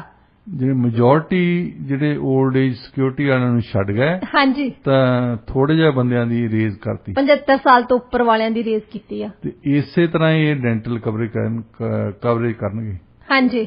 ਹੋਣੀ ਤਾਂ ਇਹ ਚਾਹੀਦੀ ਵੀ ਜਿਨ੍ਹਾਂ ਲੋਕਾਂ ਦੇ ਕੋਲ ਐਕਸਟੈਂਡਡ ਹੈਲਥ ਕੇਅਰ ਨਹੀਂ ਹੈ, ਉਹਨਾਂ ਦੀ ਕਰ ਦੇਣੀ ਚਾਹੀਦੀ ਹੈ। ਵਾਅਦਾ ਤਾਂ ਜਦੋਂ ਇਹਨਾਂ ਨੇ ਕੀਤਾ ਸੀ ਡਾਕਟਰ ਸਾਹਿਬ ਉਦੋਂ ਤਾਂ ਇਸੇ ਤਰੀਕੇ ਨਾਲ ਹੀ ਕੀਤਾ ਸੀ, ਪਰ ਹੁਣ ਉਹ ਮੂਡ ਦੇ ਵਿੱਚ ਇਦਾਂ ਆ ਕਿ ਹੀਟ ਹੈ ਨਾ ਪੈਰ ਤਲੀਆਂ ਨੂੰ ਲੱਗਦੀ ਹੁਣ, ਕਿ ਕਿਸੇ ਨੇ ਜੇ ਅੱਜ ਚੁੱਪ ਕਰਕੇ ਬੋਲਦੇ ਆ ਐਨਡੀਪੀ ਦੇ ਕ੍ਰਿਟਿਕ, ਸਾਡੇ ਐਨਡੀਪੀ ਦੀਆਂ ਸਫਾਂ ਦੇ ਵਿੱਚ ਹੀ ਬੈਠੇ ਜਾਂ ਅੱਜ ਜੇ ਆਲੋਚਨਾ ਕਰਦੇ ਜਗਮੀਤ ਸਿੰਘ ਦੀ, ਤੇ ਕੱਲ ਨੂੰ ਪਬਲਿਕ ਜ਼ਰੂਰ ਹੋਣਗੇ ਉਹ। ਹਾਂਜੀ ਪੱਕਾ। ਇਸ ਗੱਲੋਂ ਡਰਦਿਆਂ ਤੇ ਉਹਨਾਂ ਨੇ ਇਹ ਵੀ ਕਿਹਾ ਵੀ ਕੁਛ ਨਾ ਕੁਛ ਤਾਂ ਦਿਓ ਨਾ ਸਾਨੂੰ। ਹਾਂਜੀ ਚਲੋ ਮੂੰਹੋਂ ਤਾਂ ਬੋਲੋ ਜੀ, ਬੱਚਿਆਂ ਦਾ ਹੀ ਸ਼ੁਰੂ ਕਰੋ। ਹਾਂਜੀ ਹੁਣ ਜਰਮਨੀ ਦੇ ਵਿੱਚ ਮੈਡੀਵਲ ਟਾਈਮਸ ਦੇ ਵਿੱਚ ਇੱਕ ਜ਼ਮਾਨੇ 'ਚ ਕਹਿੰਦੇ ਹੁੰਦੇ ਸੀ ਕਿ ਜੇ ਦੰਦ ਦੁਖਦਾ ਤਾਂ ਖੋਤੇ ਨੂੰ ਕਿਸ ਕਰੋ। ਇਹਨਾਂ ਨੂੰ ਕੀ ਦੇਣਗੇ ਕੀ ਨਹੀਂ ਦੇਣਗੇ ਇਹ ਸਾਨੂੰ ਹੁਣ ਹਾਊਸ ਆਫ ਕਾਮਨ ਜਦੋਂ ਵਾਪਸ ਆਊਗਾ ਉਦੋਂ ਪਤਾ ਲੱਗੂਗਾ, ਪਰ ਇਸ ਵੇਲੇ ਹੀਟ ਜ਼ਿਆਦਾ ਹੈ ਇਹਨਾਂ ਤੇ। ਹਾਂਜੀ ਤਲੀਆਂ ਨੂੰ ਇਹਨਾਂ ਦੇ ਨੂੰ ਹੀਟ ਲੱਗ ਰਹੀ ਹੈ ਜੀ। ਦੇਖੋ ਡਾਕਟਰ ਸਾਹਿਬ, ਜੋ ਹੁਣ ਦੱਬੇ ਸ਼ਬਦਾਂ ਦੇ ਵਿੱਚ ਅੰਦਰ ਖਾਤੇ ਗੱਲਾਂ ਚੱਲਦੀਆਂ ਨੇ, ਹੌਲੀ ਹੌਲੀ ਕੋਈ ਵੀ ਚੀਜ਼ ਹੋਵੇ ਧੁੱਖਦੀ ਹੈ ਨਾ ਜਦੋਂ, ਤਾਂ ਫਿਰ ਜਦੋਂ ਬਾਹਰ ਆਉਂਦੀ ਹੈ ਤਾਂ ਇੱਕ ਭਾਂਬੜ ਬਣ ਕੇ ਹੀ ਆਉਂਦੀ ਆ। ਤੇ ਹੁਣ ਇਹਨਾਂ ਨੂੰ ਇਸ ਚੀਜ਼ ਨੂੰ ਸੋਚਣਾ ਚਾਹੀਦਾ, ਵਿਚਾਰਨਾ ਚਾਹੀਦਾ ਹੈਗਾ, ਤੇ ਜਿਹੜੀ ਆਪਦੀ ਇਹ ਡੂਅਲ ਪਰਸਨੈਲਿਟੀ ਰੱਖੀ ਹੋਈ ਹੈ ਇਹਨਾਂ ਨੂੰ ਉਹਦੇ ਚੋਂ ਵੀ ਬਾਹਰ ਆਉਣਾ ਚਾਹੀਦਾ। ਡਾਕਟਰ ਸਾਹਿਬ ਰੁੱਖ ਕਰਦੇ ਹਾਂ ਜੀ ਹੁਣ ਅਗਲੀ ਖਬਰ ਵੱਲ। BC ਦਾ ਅਗਲਾ ਪ੍ਰੀਮੀਅਰ ਬਣਨ ਦੀ ਦੌੜ ਹੁਣ ਲੱਗਦਾ ਕਿ ਥੋੜੀ ਜਿਹੀ ਭਖੀ ਆ। ਕਲਾਈਮੇਟ ਐਕਟਿਵਿਸਟ ਅੰਜਲੀ ਅੱਪਾਦੁਰਾਈ ਨੇ BC NDP ਲੀਡਰਸ਼ਿਪ ਦੌੜ ਵਿੱਚ ਹਿੱਸਾ ਲੈਣ ਦਾ ਐਲਾਨ ਕੀਤਾ ਤੇ ਅੰਜਲੀ ਨੇ ਡੇਵਿਡ ਈਬੀ ਨੂੰ ਚੁਣੌਤੀ ਦਿੱਤੀ ਹੈ। ਕੀ ਕਹਿਣਾ ਚਾਹੋਗੇ? ਦੇਖੋ, ਐਟਲੀਸਟ ਡੈਮੋਕ੍ਰੇਸੀ 'ਚ ਕੋਈ ਤਾਂ ਮੋਹਰੇ ਆਇਆ, ਕਿਉਂਕਿ ਜੌਨ ਹੌਰਗਨ ਨੇ ਇੱਕ ਜਿੰਨੇ ਵੀ ਉਹਨਾਂ ਦੇ ਚਮਚੇ ਸੀ ਪਾਰਟੀ ਦੇ ਵਿੱਚ, ਚਾਹੇ ਉਹ ਸਾਡੀ ਕਮੇਟੀ 'ਚ ਸੀ ਜਾਂ ਬਾਹਰ ਸੀ, ਉਹਨਾਂ ਨੂੰ ਡੇਵਿਡ ਈਬੀ ਦੇ ਸਪੋਰਟਰ ਬਣਾਤਾ ਕਿ ਡੇਵਿਡ ਈਬੀ ਇੱਕ ਹੀ ਸਾਡੀ ਪਾਰਟੀ ਦਾ ਕੈਂਡੀਡੇਟ ਹੋਊਗਾ ਜਿਹੜਾ ਕਿ ਉਹਨਾਂ ਦੇ ਮੁਤਾਬਕ ਅਗਲੀਆਂ ਇਲੈਕਸ਼ਨ ਜਿੱਤਣ ਦੇ ਕਾਬਲ ਹੈ। ਡਾਕਟਰ ਸਾਹਿਬ 48 ਕਾਕਸ ਜਿਹੜੇ ਕੋਲੀਗਸ ਹੈਗੇ ਉਹਨਾਂ ਦੀ ਸਪੋਰਟ ਆ ਡੇਵਿਡ ਈਬੀ ਨੂੰ। ਉਹ ਤਾਂ ਫਿਰ ਜਦੋਂ ਪ੍ਰੀਮੀਅਰ ਨੇ ਉਹਨਾਂ ਦੀ ਸਪੋਰਟ ਕਰਤੀ ਆ ਨਾ, ਹਾਂਜੀ, ਤੇ ਬਾਕੀਆਂ ਦੀ ਕੋਈ ਹਿੰਮਤ ਨਹੀਂ ਵੀ ਉਹਨਾਂ ਦੀ ਅਪੋਜ਼ ਕਰ ਜਾਣ। ਪਰ ਇਹਨਾਂ ਦੇ ਵਿੱਚ ਹੀ ਐਨਡੀਪੀ ਦੇ ਵਿੱਚ ਇੱਕ ਇੰਪੋਰਟੈਂਟ ਧੜਾ ਇਨਵਾਇਰਮੈਂਟਲਿਸਟ। ਹਾਂਜੀ, ਹੁਣ ਇਨਵਾਇਰਮੈਂਟਲਿਸਟ ਦੀ ਪਹਿਲਾਂ ਤਾਂ ਆਸ ਹੁੰਦੀ ਸੀ ਗ੍ਰੀਨ ਪਾਰਟੀ। ਹਾਂਜੀ, ਗ੍ਰੀਨ ਪਾਰਟੀ ਨੇ ਵੀ ਜਦ ਜਗਮੀਤ ਸਿੰਘ ਨੇ ਐਨਡੀਪੀ ਨੂੰ ਵੇਚ ਦਿੱਤਾ ਨਾ ਫੈਡਰਲੀ, ਹਾਂਜੀ, ਇਸੇ ਤਰ੍ਹਾਂ ਇੱਥੇ ਉਹ ਪਾਰਟੀ ਨੇ ਪਿਛਲੀ ਇਲੈਕਸ਼ਨ ਦੇ ਵਿੱਚ ਕੋਲੀਸ਼ਨ ਪਾਰਟਨਰ ਬਣ ਗਿਆ ਐਨਡੀਪੀ ਦੇ, ਤਾਂ ਉਹ ਪਾਰਟੀ ਤਕਰੀਬਨ ਉਹਨਾਂ ਨੇ ਖਤਮ ਹੀ ਕਰ ਲਈ। ਹਾਂਜੀ, ਉਹਨਾਂ ਦਾ ਅਸਰ ਕਿੱਥੇ ਕੁ ਰਹਿ ਗਿਆ? ਸਿਰਫ ਮਤਲਬ ਆਈਲੈਂਡ ਤੇ ਰਹਿ ਗਿਆ। ਵਿਕਟੋਰੀਆ ਤੇ ਉਹਦੇ ਆਸ-ਪਾਸ ਕੁਛ ਇੱਕ ਰਾਈਡਿੰਗ ਦੇ ਵਿੱਚ ਉਹਨਾਂ ਦਾ ਇਨਫਲੂਐਂਸ ਹੈਗਾ। ਸੋ ਐਨਡੀਪੀ ਦੇ ਵਿੱਚ ਜਿਹੜੇ ਇਨਵਾਇਰਮੈਂਟਲ ਧੜਾ ਆ ਉਹ ਉਹਨਾਂ ਨੂੰ ਰੈਪਰੈਜ਼ੈਂਟ ਕਰਦੀ ਅੰਜਲੀ। ਇਹ ਪਿਛਲੀ ਵਾਰੀ ਫੈਡਰਲ ਕੈਂਡੀਡੇਟ ਹੁੰਦੇ ਸੀ ਗ੍ਰੈਨਵਲ ਏਰੀਆ ਵਿੱਚੋਂ। ਹਾਂਜੀ, ਤੇ ਉੱਥੋਂ ਸੈਕੰਡ ਆਏ ਸੀ ਉਹ। ਚਲੋ, ਉਹ ਨੌਜਵਾਨ ਨੇ, ਆਈਡੀਆਜ਼ ਹੈ ਕੁਛ। ਇਨਵਾਇਰਮੈਂਟਲਿਸਟ ਦੀ ਇਸ਼ੂ ਇਹ ਆ ਕਿ ਇਹ ਇਕੱਲੇ ਇਨਵਾਇਰਮੈਂਟ ਦੀ ਗੱਲ ਕਰਦੇ। ਹਾਂਜੀ, ਹੁਣ ਗਮ और भी है दुनिया में मोहब्बत के है मोहब्बत के सिवा। ਦੁਨੀਆ ਦੇ ਵਿੱਚ ਲੋਕਾਂ ਨੂੰ ਸਾਹ ਲੈਣ ਦੀ ਇਸ਼ੂ ਨਹੀਂ ਹੈ, ਬਾਕੀ ਵੀ ਇਸ਼ੂ ਆ। ਹਾਂਜੀ, ਇਨਵਾਇਰਮੈਂਟ ਦੀ ਵੀ ਲੋਕੀ ਗੱਲ ਕਰਨੀ ਚਾਹੁੰਦੇ ਆ, ਹੈਲਥ ਦੇ ਨਾਲ ਸਾਡੀ ਨਾਲ ਰਿਲੇਟਡ ਆ, ਸਾਡੇ ਫਿਊਚਰ ਦੇ ਨਾਲ ਰਿਲੇਟਡ ਹੈ। ਪਰ ਜਿਹੜੀ ਤੁਸੀਂ ਡਰਾ ਕੇ ਲੋਕਾਂ ਨੂੰ ਦੱਸਦੇ ਆ ਨਾ, ਉਹ ਤੇ ਪਹਿਲੀ ਗੱਲ ਸਾਇੰਟਿਸਟ ਆਪ ਸਹਿਮਤ ਨਹੀਂ ਹੈ ਇਸ ਗੱਲ ਤੇ ਕਿ ਦੇਖੋ ਐਡੀ ਵੱਡੀ ਗੈਲੈਕਸੀ ਦੇ ਵਿੱਚ ਇੱਕ ਬਿਲਕੁਲ ਅਸੀਂ ਛੋਟਾ ਜਿਹਾ ਪਲੈਨਟ ਆ, ਤਾਂ ਉੱਥੇ ਜਿਹੜੀ ਮਨੁੱਖ ਦੀ ਕਾਰਵਾਈ ਆ, ਜੋ ਵੀ ਅਸੀਂ ਕਰਦੇ ਆ, ਉਹਨੇ ਇੰਨਾ ਪੋਲੂਟ ਕਰਤਾ, ਉਹਨੇ ਜੀ ਦੁਨੀਆ ਤਬਾਹ ਕਰਕੇ ਰੱਖ ਦੇਣੀ, ਧਰਤੀ ਤਬਾਹ ਕਰਕੇ ਰੱਖ ਦੇਣੀ ਆ। ਇਹ ਥੋੜੇ ਜਿਹੇ ਸਿਨੈਰੀਓ ਜ਼ਿਆਦਾ ਹੀ ਡਰਾਉਣੇ ਆ। ਹਾਂਜੀ, ਜਿਹੜੀ ਕਿ ਮੇਰਾ ਖਿਆਲ ਨੌਜਵਾਨ ਪੀੜ੍ਹੀ ਨੂੰ ਅਪੀਲ ਕਰਦੀ ਹੈ, ਕਿਉਂਕਿ ਉਹ ਹਮੇਸ਼ਾ ਹੀ ਥੋੜੇ ਜਿਹੇ ਸੁਪਨਿਆਂ ਦੇ ਦੇਸ਼ 'ਚ ਰਹਿੰਦੇ। ਹਾਂਜੀ, ਪਰ ਜਦੋਂ ਲੋਕੀ ਕੰਮਕਾਰ ਕਰਨ ਲੱਗ ਪੈਂਦੇ ਉਹਨਾਂ ਨੂੰ ਲੱਗਦਾ ਕਿ ਸਾਡੀ ਠੀਕ ਹੈ ਇਨਵਾਇਰਮੈਂਟ ਦੀ ਵੀ ਗੱਲ ਕਰਨੀ ਹੈ, ਪਰ ਨਾਲ ਦੀ ਨਾਲ ਤੁਸੀਂ ਇਕੋਨਮੀ ਦੀ ਵੀ ਗੱਲ ਕਰੋ, ਸਿਹਤ ਸੇਵਾਵਾਂ ਦੀ ਗੱਲ ਕਰੋ, ਐਜੂਕੇਸ਼ਨ ਦੀ ਗੱਲ ਕਰੋ, ਹੋਰ ਵੀ ਇਸ਼ੂਜ਼ ਹੈਗੀਆਂ ਜਿਹੜੀਆਂ ਅਸੀਂ ਕੰਮ ਕਰਦੇ ਹਾਂ, ਉਹ ਵੀ ਇੱਕ ਇਸ਼ੂ ਆ। ਹਾਂਜੀ, ਸੋ ਕਿੰਨੇ ਕੁ ਬੰਦੇ ਉਹ ਲੈ ਕੇ ਜਾ ਸਕਦੇ, ਕਿਉਂਕਿ ਜਿਹੜੀਆਂ ਗੁਰਦੁਆਰਿਆਂ ਦੀਆਂ ਗੋਲਕਾਂ ਚੋਂ ਨਿਕਲਣਾ ਅਗਲਾ ਲੀਡਰ, ਮੈਂ ਤੁਹਾਨੂੰ ਦੱਸ ਦਿੰਦਾ, ਜਿੱਦਾਂ NDP ਦੇ ਲੀਡਰ ਹਮੇਸ਼ਾ ਹੀ ਨਿਕਲ ਦਿੰਦੇ ਆ, ਹਾਂਜੀ, ਉੱਥੋਂ ਗੋਲਕਾਂ ਦੇ ਵਿੱਚੋਂ ਸੰਗਤਾਂ ਦਾ ਜਿਹੜਾ ਪੈਸਾ ਆ ਉਹ NDP ਦੇ ਕੋਫਰ ਦੇ ਵਿੱਚ ਆਣਾ ਜੀ। ਤੇ ਇਹ ਪਿਛਲੀ ਵਾਰੀ ਜੌਨ ਹਾਰਗਨ ਵੀ ਉਹ ਜਿਹੜਾ ਇੱਥੋਂ ਸਾਡੇ ਮੰਤਰੀ ਬਣਿਆ ਆ, ਇਹਨਾਂ ਨੇ ਗੁਰਦੁਆਰਿਆਂ ਦੀਆਂ ਗੋਲਕਾਂ ਚੋਂ ਪੈਸੇ ਕੱਢ ਕੇ ਉਹ ਦਿੱਤੇ ਆ, ਉਦੋਂ ਹੀ ਜੌਨ ਹਾਰਗਨ ਬਣਿਆ, ਤੇ ਅਗਲਾ ਲੀਡਰ ਵੀ ਗੁਰਦੁਆਰਿਆਂ ਦੀਆਂ ਗੋਲਕਾਂ ਦੇ ਵਿੱਚੋਂ ਨਿਕਲਣਾ ਜੀ। ਅੰਜਲੀ ਦੇ ਨਾਲ ਗੁਰਦੁਆਰਿਆਂ ਦੀਆਂ ਗੋਲਕਾਂ ਹੈ ਨਹੀਂ, ਹਾਂਜੀ, ਇਸ ਕਰਕੇ ਹਾਂ ਠੀਕ ਹੈ, ਉਹ ਆਪਣਾ এনवायरमेंटल ਪਲੇਟਫਾਰਮ ਇੱਕ ਪ੍ਰੈਜ਼ੈਂਟ ਕਰ ਰਹੇ ਆ, ਇੱਕ NDP ਐਕਟਿਵਿਸਟ ਆ ਉਹ, ਪਰ NDP ਦੀ ਐਸਟੈਬਲਿਸ਼ਮੈਂਟ ਜਿਹੜਾ ਤਕੜਾ ਆ, ਜਿਹੜਾ ਪ੍ਰੀਮੀਅਰ ਦੇ ਨਾਲ ਦਾ ਧੜਾ ਆ, ਉਹ ਸਾਰੇ ਦੇ ਸਾਰੇ ਹੈਗੇ ਆ ਡੇਵਿਡ ਅਬੀ ਦੇ ਨਾਲ, ਹਾਂਜੀ। ਸੋ ਇਹਨਾਂ ਨੂੰ ਵੋਟਾਂ ਥੋੜ੍ਹੀਆਂ ਬਹੁਤੀਆਂ ਪੈਣਗੀਆਂ, ਪਰ ਉਹਨਾਂ ਕੋਈ ਫਰਕ ਨਹੀਂ ਪੈਣਾ, ਪਰ ਡੈਮੋਕ੍ਰੇਸੀ ਦਾ ਤਾਂ ਹੀ ਆ ਜੇ ਚੁਆਇਸ ਹੋਵੇ ਤਾਂ। ਵੈਸੇ ਡਾਕਟਰ ਸਾਹਿਬ ਦੇਖੋ, ਐਟਲੀਸਟ ਉਹ ਸਾਹਮਣੇ ਤਾਂ ਆਏ, ਉਹਨਾਂ ਨੇ ਇੱਕ ਤੁਸੀਂ ਸਮਝੋ ਕਿ ਲਲਕਾਰਾ ਮਾਰਿਆ, ਹਾਂਜੀ, ਕਿ ਜਿਹੜੀਆਂ ਤੁਸੀਂ ਗੱਲਾਂ ਕਰਦੇ ਆ এনवायरमेंट ਦੀਆਂ, ਜੇ ਤੁਸੀਂ ਚਾਹੇ ਫੈਡਰਲ ਗਵਰਨਮੈਂਟ ਵਾਲ ਦੇਖ ਲਓ ਚਾਹੇ ਪ੍ਰੋਵਿੰਸ਼ੀਅਲ ਵਾਲ ਦੇਖ ਲਓ, ਕਹਿੰਦੇ ਕੁਛ ਆ ਤੇ ਕਰਦੇ ਕੁਛ ਆ, ਹਾਂਜੀ, ਕਹਿਣੀ ਤੇ ਕਥਨੀ ਚ ਬਹੁਤ ਜ਼ਿਆਦਾ ਫਰਕ ਆ, ਹਾਂਜੀ। ਹੁਣ এনवायरमेंटलिस्ट ਗਰੁੱਪ ਜਿਹੜਾ ਇਹਨਾਂ ਦਾ NDP ਦਾ, ਕੀ ਉਹ ਵੀ ਇਹਨਾਂ ਵਰਗੇ ਹੀ ਆ?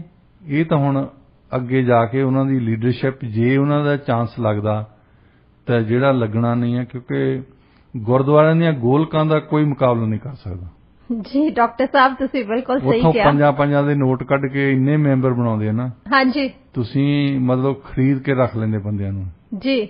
ਤਾਂ ਉਹ ਅੰਜਲੀ ਦੇ ਕੋਲ ਉਹ ਹੈ ਨਹੀਂ ਧੜਾ, ਇਸ ਕਰਕੇ ਉਹਨਾਂ ਨੇ ਹਾਰਨਾ ਹੀ ਹਾਰਨਾ ਜੀ। ਡਾਕਟਰ ਸਾਹਿਬ 13 ਨਵੰਬਰ ਨੂੰ ਹੋ ਜਾਣੀ ਹੈ ਜੀ ਨਿਊ ਲੀਡਰ ਦੇ ਲਈ VOTING ਸ਼ੁਰੂ, ਤੇ ਫਿਰ ਦੇਖਦੇ ਹਾਂ। ਵੈਸੇ ਤਾਂ ਜਿੱਦਾਂ ਤੁਸੀਂ ਦੱਸ ਹੀ ਦਿੱਤਾ, ਕਿਉਂਕਿ ਜੇ ਹੁਣ 48 ਕਾਕਸ ਕੋਲੀਗ ਹੀ ਡੇਵਿਡ ਈਵੀ ਦੇ ਨਾਲ ਹੈਗਾ, ਪਰ ਫਿਰ ਵੀ ਅੰਜਲੀ ਨੇ ਅੱਗੇ ਆ ਕੇ ਐਟਲੀਸਟ ਮੈਦਾਨ ਦੇ ਵਿੱਚ ਖੜਨ ਦੀ ਹਿੰਮਤ ਕੀਤੀ, ਇਹ ਵੀ ਬਹੁਤ ਵੱਡੀ ਗੱਲ ਹੈ ਜੀ। ਅੱਜ ਫਰਾਈਡੇ ਹੈ, ਮਤਲਬ ਕਿ ਕਹਾਣੀ ਵਾਲਾ ਦਿਨ ਹੈ, ਤੇ ਅੱਜ ਸਾਨੂੰ ਡਾਕਟਰ ਸਾਹਿਬ ਕਹਾਣੀ ਸੁਣਾਉਣਗੇ। ਡਾਕਟਰ ਸਾਹਿਬ ਕਹਾਣੀ ਸ਼ੁਰੂ ਕਰੋ। ਅੱਜ ਮੇਰੀ ਵਾਰੀ ਆ ਗਈ। ਹਾਂਜੀ ਡਾਕਟਰ ਸਾਹਿਬ, ਵੈਸੇ ਨਾ ਤੁਹਾਡੇ ਤੋਂ ਕਹਾਣੀ ਸੁਣਨ ਦੇ ਲਈ ਮੈਂ ਹਮੇਸ਼ਾ ਹੀ ਐਕਸਾਈਟਡ ਰਹਿੰਦੀ ਹਾਂ, ਕਿਉਂਕਿ ਜਿਹੜੀ ਵੀ ਕਹਾਣੀ ਤੁਸੀਂ ਸੁਣਾਉਂਦੇ ਹੁੰਦੇ ਹੋ ਨਾ, ਉਹਦੇ ਵਿੱਚ ਬਹੁਤ ਜ਼ਿਆਦਾ ਸਸਪੈਂਸ ਵੀ ਹੁੰਦਾ, ਤੇ ਮੈਂ ਪਹਿਲਾਂ ਸੁਣੀ ਵੀ ਨਹੀਂ ਹੁੰਦੀ, ਤੇ ਇੱਕ ਸਿੱਖਿਆ ਵੀ ਹੁੰਦੀ ਆ। ਇਹ ਪੁਰਾਣੀਆਂ ਕਹਾਣੀਆਂ। ਅੱਜ ਦੀ ਕਹਾਣੀ ਸ਼ੁਰੂ ਹੁੰਦੀ ਹੈ ਕਿ ਚੌਧਰੀ ਸਾਹਿਬ ਹੈ ਇੱਕ ਪਿੰਡ ਦੇ।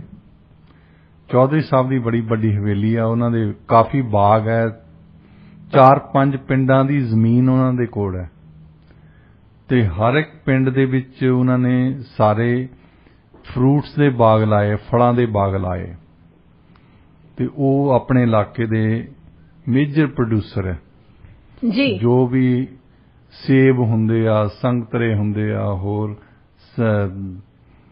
ਅੰਗੂਰ ਹੁੰਦੇ ਆ, ਉਹਨਾਂ ਦੇ ਬਾਗਾਂ ਦੇ ਵਿੱਚ ਹੀ ਹੁੰਦੇ ਆ।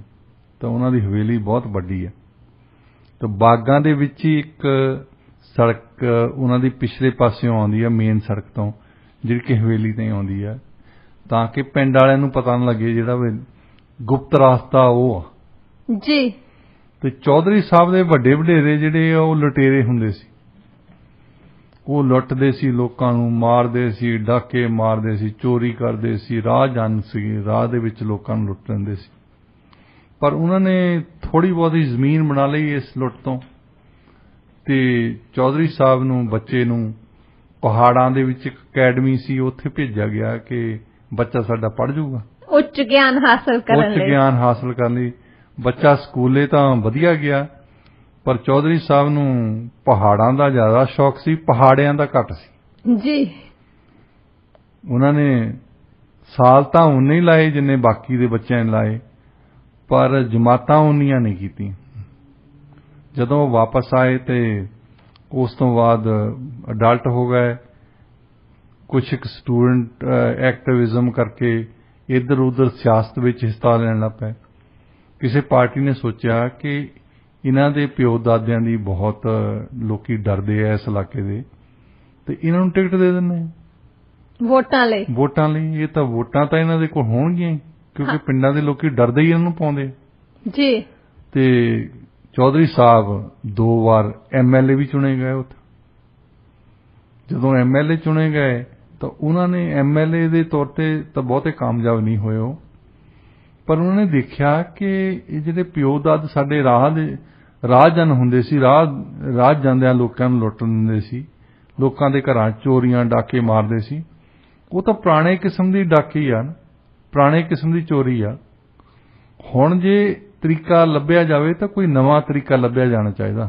ਡਾਕੇ ਮਾਰਨ ਦਾ ਮਾਡਰਨ ਤਰੀਕਾ। ਬਾਬਾ ਬੁੱਲੇ ਸ਼ਾਹ ਲਿਖਦੇ ਨਾ, ਬੁੱਲਿਆ ਪੀ ਸ਼ਰਾਬ ਤੇ ਖਾ ਕਬਾਬ, ਹੇਠਾਂ ਬਾਲ ਹੱਡਾਂ ਦੀ ਅੱਗ, ਕਰ ਚੋਰੀ ਤੇ ਭੰਨ ਘਰ ਰੱਬ ਦਾ, ਇਹਨੂੰ ਠੱਗਾਂ ਦੇ ਠੱਗ ਨੂੰ ਠੱਗ। ਤੇ ਅੱਜ ਕੱਲ ਠੱਗਾਂ ਦਾ ਠੱਗ ਹੈਗੀਆਂ ਬੈਂਕਾਂ। ਹਾਂਜੀ। ਜੇ ਤੁਸੀਂ ਪੈਸੇ ਵੀ ਰੱਖਣੇ ਹੋਏ ਤਾਂ ਵੀ ਤੁਹਾਨੂੰ ਚਾਰਜ ਕਰਦੇ ਆ।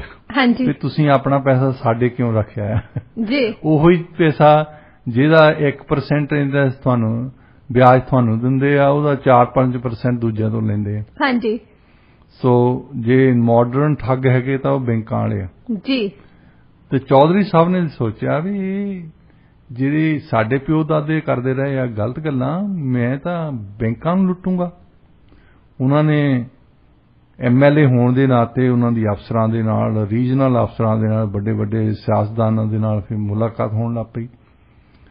ਫਿਰ ਉਹਨਾਂ ਨੇ ਇੱਕ ਤਰੀਕਾ ਲੱਭਿਆ ਬੈਂਕਾਂ ਦੇ ਵਿੱਚੋਂ ਰਲ ਮਿਲ ਕੇ ਅਫਸਰਾਂ ਦੇ ਨਾਲ ਕਿ ਬੈਂਕ ਦੇ ਵਿੱਚੋਂ ਕਰਜ਼ਾ ਲਿਆ ਜਾਵੇ ਤਾਂ ਮੋੜਿਆ ਨਾ ਜਾਵੇ। ਮਾਡਰਨ ਲੁੱਟ।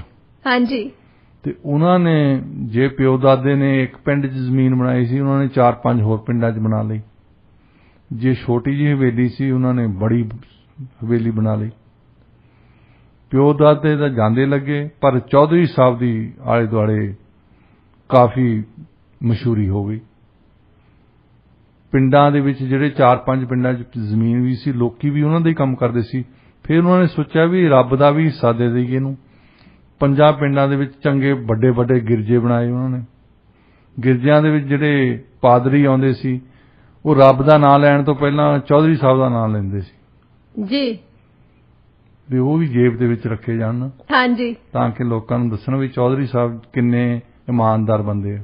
ਪ੍ਰਚਾਰ ਤਾਂ ਫਿਰ ਚੌਧਰੀ ਸਾਹਿਬ ਦਾ ਉਹਨਾਂ ਨੇ ਕਰਨਾ ਸੀ। ਡਾਕਟਰ ਸਾਹਿਬ ਗਿਰਜੇ ਵੀ ਇਦਾਂ ਹੀ ਬਣਾਏ ਸੀ। ਉਹ ਬੈਂਕਾਂ ਤੋਂ ਲੋਨ ਲਿਆ, ਹਾਂਜੀ, ਤਾਂ ਲੋਨ ਵਾਪਸ ਨਹੀਂ ਦੇਣਾ। ਜਿੱਦਾਂ ਕਹਿੰਦੇ ਹੁੰਦੇ ਨਾ, ਕਿਸੇ ਬੰਦੇ ਨੇ ਪੈਸੇ ਲਏ ਕਿਸੇ ਤੋਂ, ਉਹ ਕਹਿੰਦਾ ਵੀ ਪੈਸੇ ਮੋੜਦੇ ਹੁਣ, ਕਹਿੰਦਾ ਪੈਸੇ ਤਾਂ ਮੋੜਨੇ ਨਹੀਂ, ਬੋਲ ਚਾਲ ਗਵਾਉਣੀ ਤਾਂ ਤੇਰੀ ਮਰਜ਼ੀ ਹੈ। ਇਹ ਚੌਧਰੀ ਸਾਹਿਬ ਦਾ ਵੀ ਇਹੀ ਹਾਲ ਸੀ ਵੀ ਪੈਸੇ ਲੈ ਲੈਂਦੇ ਸੀ ਬੈਂਕ ਤੋਂ, ਪਰ ਮੋੜਨ ਦਾ ਕੰਮ ਨਹੀਂ ਸੀ ਉਹਨਾਂ ਦਾ। ਉਹਨਾਂ ਨੇ ਪਹਿਲਾਂ ਹੀ ਸੋਚਿਆ ਹੋਇਆ ਸੀ ਪੈਸੇ ਲੈਣ ਤੋਂ। ਡਾਕਟਰ ਸਾਹਿਬ ਜਿੱਦਾਂ ਹੁਣ 2-3 ਬੰਦੇ ਬੈਠੇ ਨੇ ਲੰਡਨ ਦੇ ਵਿੱਚ, ਮੋਦੀ ਬੈਠਾ ਇੱਕ, ਹਾਂਜੀ, ਉਹ ਲੁੱਟ ਕੇ ਆਏ ਆ। ਤੁਸੀਂ ਦੇਖਿਓ ਸਾਰੀ ਉਮਰ ਇਹਨਾਂ ਦੇ ਮੁਕੱਦਮੇ ਚੱਲਦੇ ਰਹਿਣੇ ਆ, ਉਹਨਾਂ ਨੂੰ ਕੱਖ ਨਹੀਂ ਹੋਣਾ। ਹਾਂਜੀ। ਜਿਹੜੇ ਛੋਟੀ ਮੋਟੀ ਕੋਈ ਠੱਗੀ ਕਰਦੇ ਆ ਉਹਨਾਂ ਨੂੰ ਬਹੁਤ ਵੱਡੀ ਸਜ਼ਾ ਦੇ ਦਿੰਦੇ ਆ ਇਹ, ਤੇ ਜਿਹੜੇ ਵੱਡੇ ਠੱਗ ਆ ਉਹਨਾਂ ਨੂੰ ਤਾਂ ਹੱਥ ਵੀ ਨਹੀਂ ਪਾਉਂਦੇ। 14,000 ਕਰੋੜ ਰੁਪਈਆ ਤੁਸੀਂ ਕਈਆਂ ਬੰਦਿਆਂ ਨੂੰ ਜ਼ੀਰੋ ਨਹੀਂ ਲਾਉਣੀ ਆਉਂਦੀਆਂ। ਹਾਂਜੀ। 14,000 ਕਰੋੜ ਲੈ ਕੇ ਠੱਗ ਕੇ ਆਇਆ ਆ ਜੀ, ਤਾਂ ਉਸ ਬੰਦੇ ਨੇ ਕਿੱਥੇ ਮੁੜਨਾ ਉੱਥੇ। ਹਾਂਜੀ, ਬਿਲਕੁਲ ਸਹੀ। ਇਸ ਤਰ੍ਹਾਂ ਹੀ ਇਹਨਾਂ ਨੇ ਸੋਚਿਆ ਕਿ ਬੈਂਕਾਂ ਦਾ ਪੈਸਾ ਆ, ਸਰਕਾਰੀ ਬੈਂਕਾਂ ਦਾ ਪੈਸਾ ਸੀ, ਤੇ ਕਿਤੇ ਇੱਕ ਵਾਰ ਕੋਈ ਕੇਂਦਰ ਦੇ ਵਿੱਚ ਸਰਕਾਰ ਬਦਲ ਗਈ। ਉਹਨਾਂ ਨੇ ਕਿਹਾ ਹੋਣਾ ਵੀ ਜ਼ੋਰ ਪਾਇਆ ਹੋਣਾ ਬੈਂਕਾਂ ਤੇ, ਭਾਈ ਜਿਹੜਾ ਕਰਜ਼ਾ ਦਿੱਤਾ ਹੈ ਉਹ ਵਾਪਸ ਤਾਂ ਲਓ। ਹਾਂਜੀ। ਤੇ ਵੱਡੇ ਅਫਸਰਾਂ ਦੇ ਫੋਨ ਆਉਣੇ ਸ਼ੁਰੂ ਹੋ ਗਏ ਚੌਧਰੀ ਸਾਹਿਬ ਨੂੰ ਕਿ ਦੇਖੋ ਸਾਨੂੰ ਕਾਰਵਾਈ ਕਰਨ ਲਈ ਕਮ ਸੇ ਕਮ ਡਰਾਮਾ ਤਾਂ ਜ਼ਰੂਰ ਕਰਨਾ ਪੈਣਾ ਨਾ ਜੀ। ਤੁਸੀਂ ਪੈਸੇ ਨਹੀਂ ਦੇਣੇ, ਇਹ ਜੁਦੀ ਗੱਲ ਹੈ, ਕਿਉਂਕਿ ਉਹ ਚੋਂ ਅਸੀਂ ਵੀ ਲਏ ਆ। ਮੈਂ ਚੌਧਰੀ ਸਾਹਿਬ ਦਾ ਇਹ ਕਸੂਰ ਸੀ ਵੀ ਵੰਡ ਖਾ ਖੰਡ ਖਾ। ਹਾਂਜੀ। ਉਹ ਅਫਸਰਾਂ ਨੂੰ ਵੀ ਪੈਸੇ ਦਿੰਦੇ ਸੀ ਤਾਂ ਆਪ ਵੀ ਰੱਖਦੇ ਸੀ। ਹਾਂਜੀ। ਉਹ ਕਹਿੰਦੇ ਕਿ ਇਹ ਰੇਡ ਪੈਣੀ ਆ, ਰੇਡ ਪੈਣੀ ਜ਼ਰੂਰੀ ਆ, ਤੁਹਾਡੀ ਹਵੇਲੀ ਵੀ ਆਉਣਾ ਅਸੀਂ, ਤੇ ਪਰ ਕਰਨਾ ਅਸੀਂ ਕੁਛ ਨਹੀਂ, ਕਾਗਜ਼ੀ ਕਾਰਵਾਈ ਜ਼ਰੂਰ ਕਰਨੀ ਪੈਣੀ ਹੈ, ਕਿਉਂਕਿ ਇਹ ਤਾਂ ਸਰਕਾਰ ਦਾ ਹੁਕਮ ਹੈ ਦਿਖਾਉਣ ਦੇ ਲਈ। ਚੌਧਰੀ ਸਾਹਿਬ ਨੇ ਫਿਰ ਬੰਦੇ ਆਪਣੇ ਸਿਕਿਉਰਿਟੀ ਵਾਲੇ ਖੜੇ ਕਰਤੇ ਮੇਨ ਸੜਕ ਤੇ, ਵੀ ਉਹਨਾਂ ਨੂੰ ਕਿਉਂ ਵੀ ਪਿਛਲੀ ਸੜਕ ਰਾਹੀਂ ਅੰਦਰ ਆਉਣ, ਪਿੰਡ ਦੇ ਵਿੱਚ ਦੀ ਨਾ ਆਉਣ। ਉਹ ਆਏ, ਇਸ ਤਰ੍ਹਾਂ ਹਵੇਲੀ ਦੇ ਵਿੱਚ ਜਸ਼ਨ ਮਨਾਏ ਗਏ ਜਿੱਦਾਂ ਕੋਈ ਸੰਧੀ ਆਏ ਹੁੰਦੇ ਘਰ ਜੀ। ਚਾਹ ਪਾਣੀ, ਫੋਟੋ ਖਿੱਚ ਰਹੇ, ਇਧਰੋਂ ਉਧਰੋਂ ਕਰ ਰਹੇ ਪਾਰਟੀ। ਉਸ ਤੋਂ ਬਾਅਦ ਫਿਰ ਜਾਣ ਲੱਗਿਆਂ ਨੂੰ ਉਹਨਾਂ ਨੂੰ ਫਲ ਫਰੂਟਾਂ ਦੀਆਂ ਟੋਕਰੀਆਂ ਦੇਣ ਤਾਂ ਉਹਨਾਂ ਦੇ ਵਿੱਚ ਫਿਰ ਲਿਫਾਫੇ ਰੱਖੇ ਸੀ। ਹਾਂਜੀ। ਹੁਣ ਜਿਹੜਾ ਵੱਡਾ ਅਫਸਰ ਸੀ ਰੀਜਨਲ ਆਫਿਸਰ, ਉਹਦਾ ਲਿਫਾਫਾ ਥੋੜਾ ਜਿਹਾ ਮੋਟਾ ਸੀ, ਜਿਹੜਾ ਲੋਕਲ ਮੈਨੇਜਰ ਸੀ ਉਹਦਾ ਲਿਫਾਫਾ ਛੋਟਾ ਸੀ।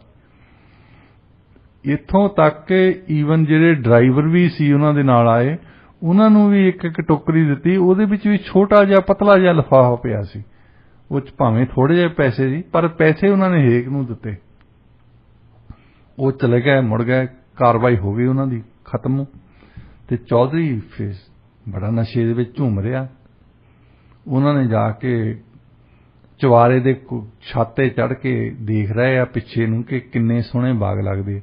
ਉਸ ਵੇਲੇ ਜ਼ਿਆਦਾ ਹੀ ਬਾਗ ਸੋਹਣੇ ਲੱਗਦੇ ਸੀ ਕਿ ਜਦੋਂ ਹੁਣ ਅਫਸਰਾਂ ਦੇ ਘਰ ਆਏ ਆ, ਚਾਹ ਪੀ ਕੇ ਮੁੜ ਗਏ। ਹਾਂਜੀ। ਕੋਈ ਕਾਰਵਾਈ ਹੋਈ ਨਹੀਂ। ਹਾਂਜੀ। ਤਾਂ ਲੋਕਾਂ ਦਾ ਪੈਸਾ ਆ, ਕੋਈ ਗੱਲ ਨਹੀਂ, ਮੱਲੀ ਬੈਠੇ ਆ ਅਸੀਂ। ਹਾਂਜੀ। ਤਾਂ ਫਿਰ ਚੌਧਰੀ ਸਾਹਿਬ ਦੇ ਦਿਮਾਗ ਦੇ ਵਿੱਚ ਆਇਆ ਕਿ ਅੱਜ ਬਾਗਾਂ ਦੀ ਸੈਰ ਕੀਤੀ ਜਾਵੇ। ਉਹਨਾਂ ਨੇ ਸੁਰੱਖਿਆ ਕਰਮਚਾਰੀਆਂ ਨੂੰ ਕਹਿੰਦਾ ਵੀ ਚਲੋ ਜਰਾ ਅੱਜ ਬਾਗਾਂ ਦੀ ਸੈਰ ਕਰਕੇ ਆਈਏ। ਉਹਨਾਂ ਦੇ ਪਿਛਲੇ ਪਾਸੇ ਸੇਬਾਂ ਦਾ ਬਾਗ ਸੀ। ਤਾਂ ਉਹਨਾਂ ਦੇ ਵਿੱਚ ਕਿਆਰੀਆਂ ਜਿਹੀਆਂ ਹੁੰਦੀਆਂ ਨਾ, ਕਿਆਰੀ ਦੇ ਵਿੱਚ ਤੁਰਨ ਲੱਗ ਪਏ ਉਹ। ਹਾਂਜੀ। ਆਲੇ ਦੁਆਲੇ ਸੇਬਾਂ ਦੇ ਦਰਖਤ ਹੈ। ਹਾਂਜੀ।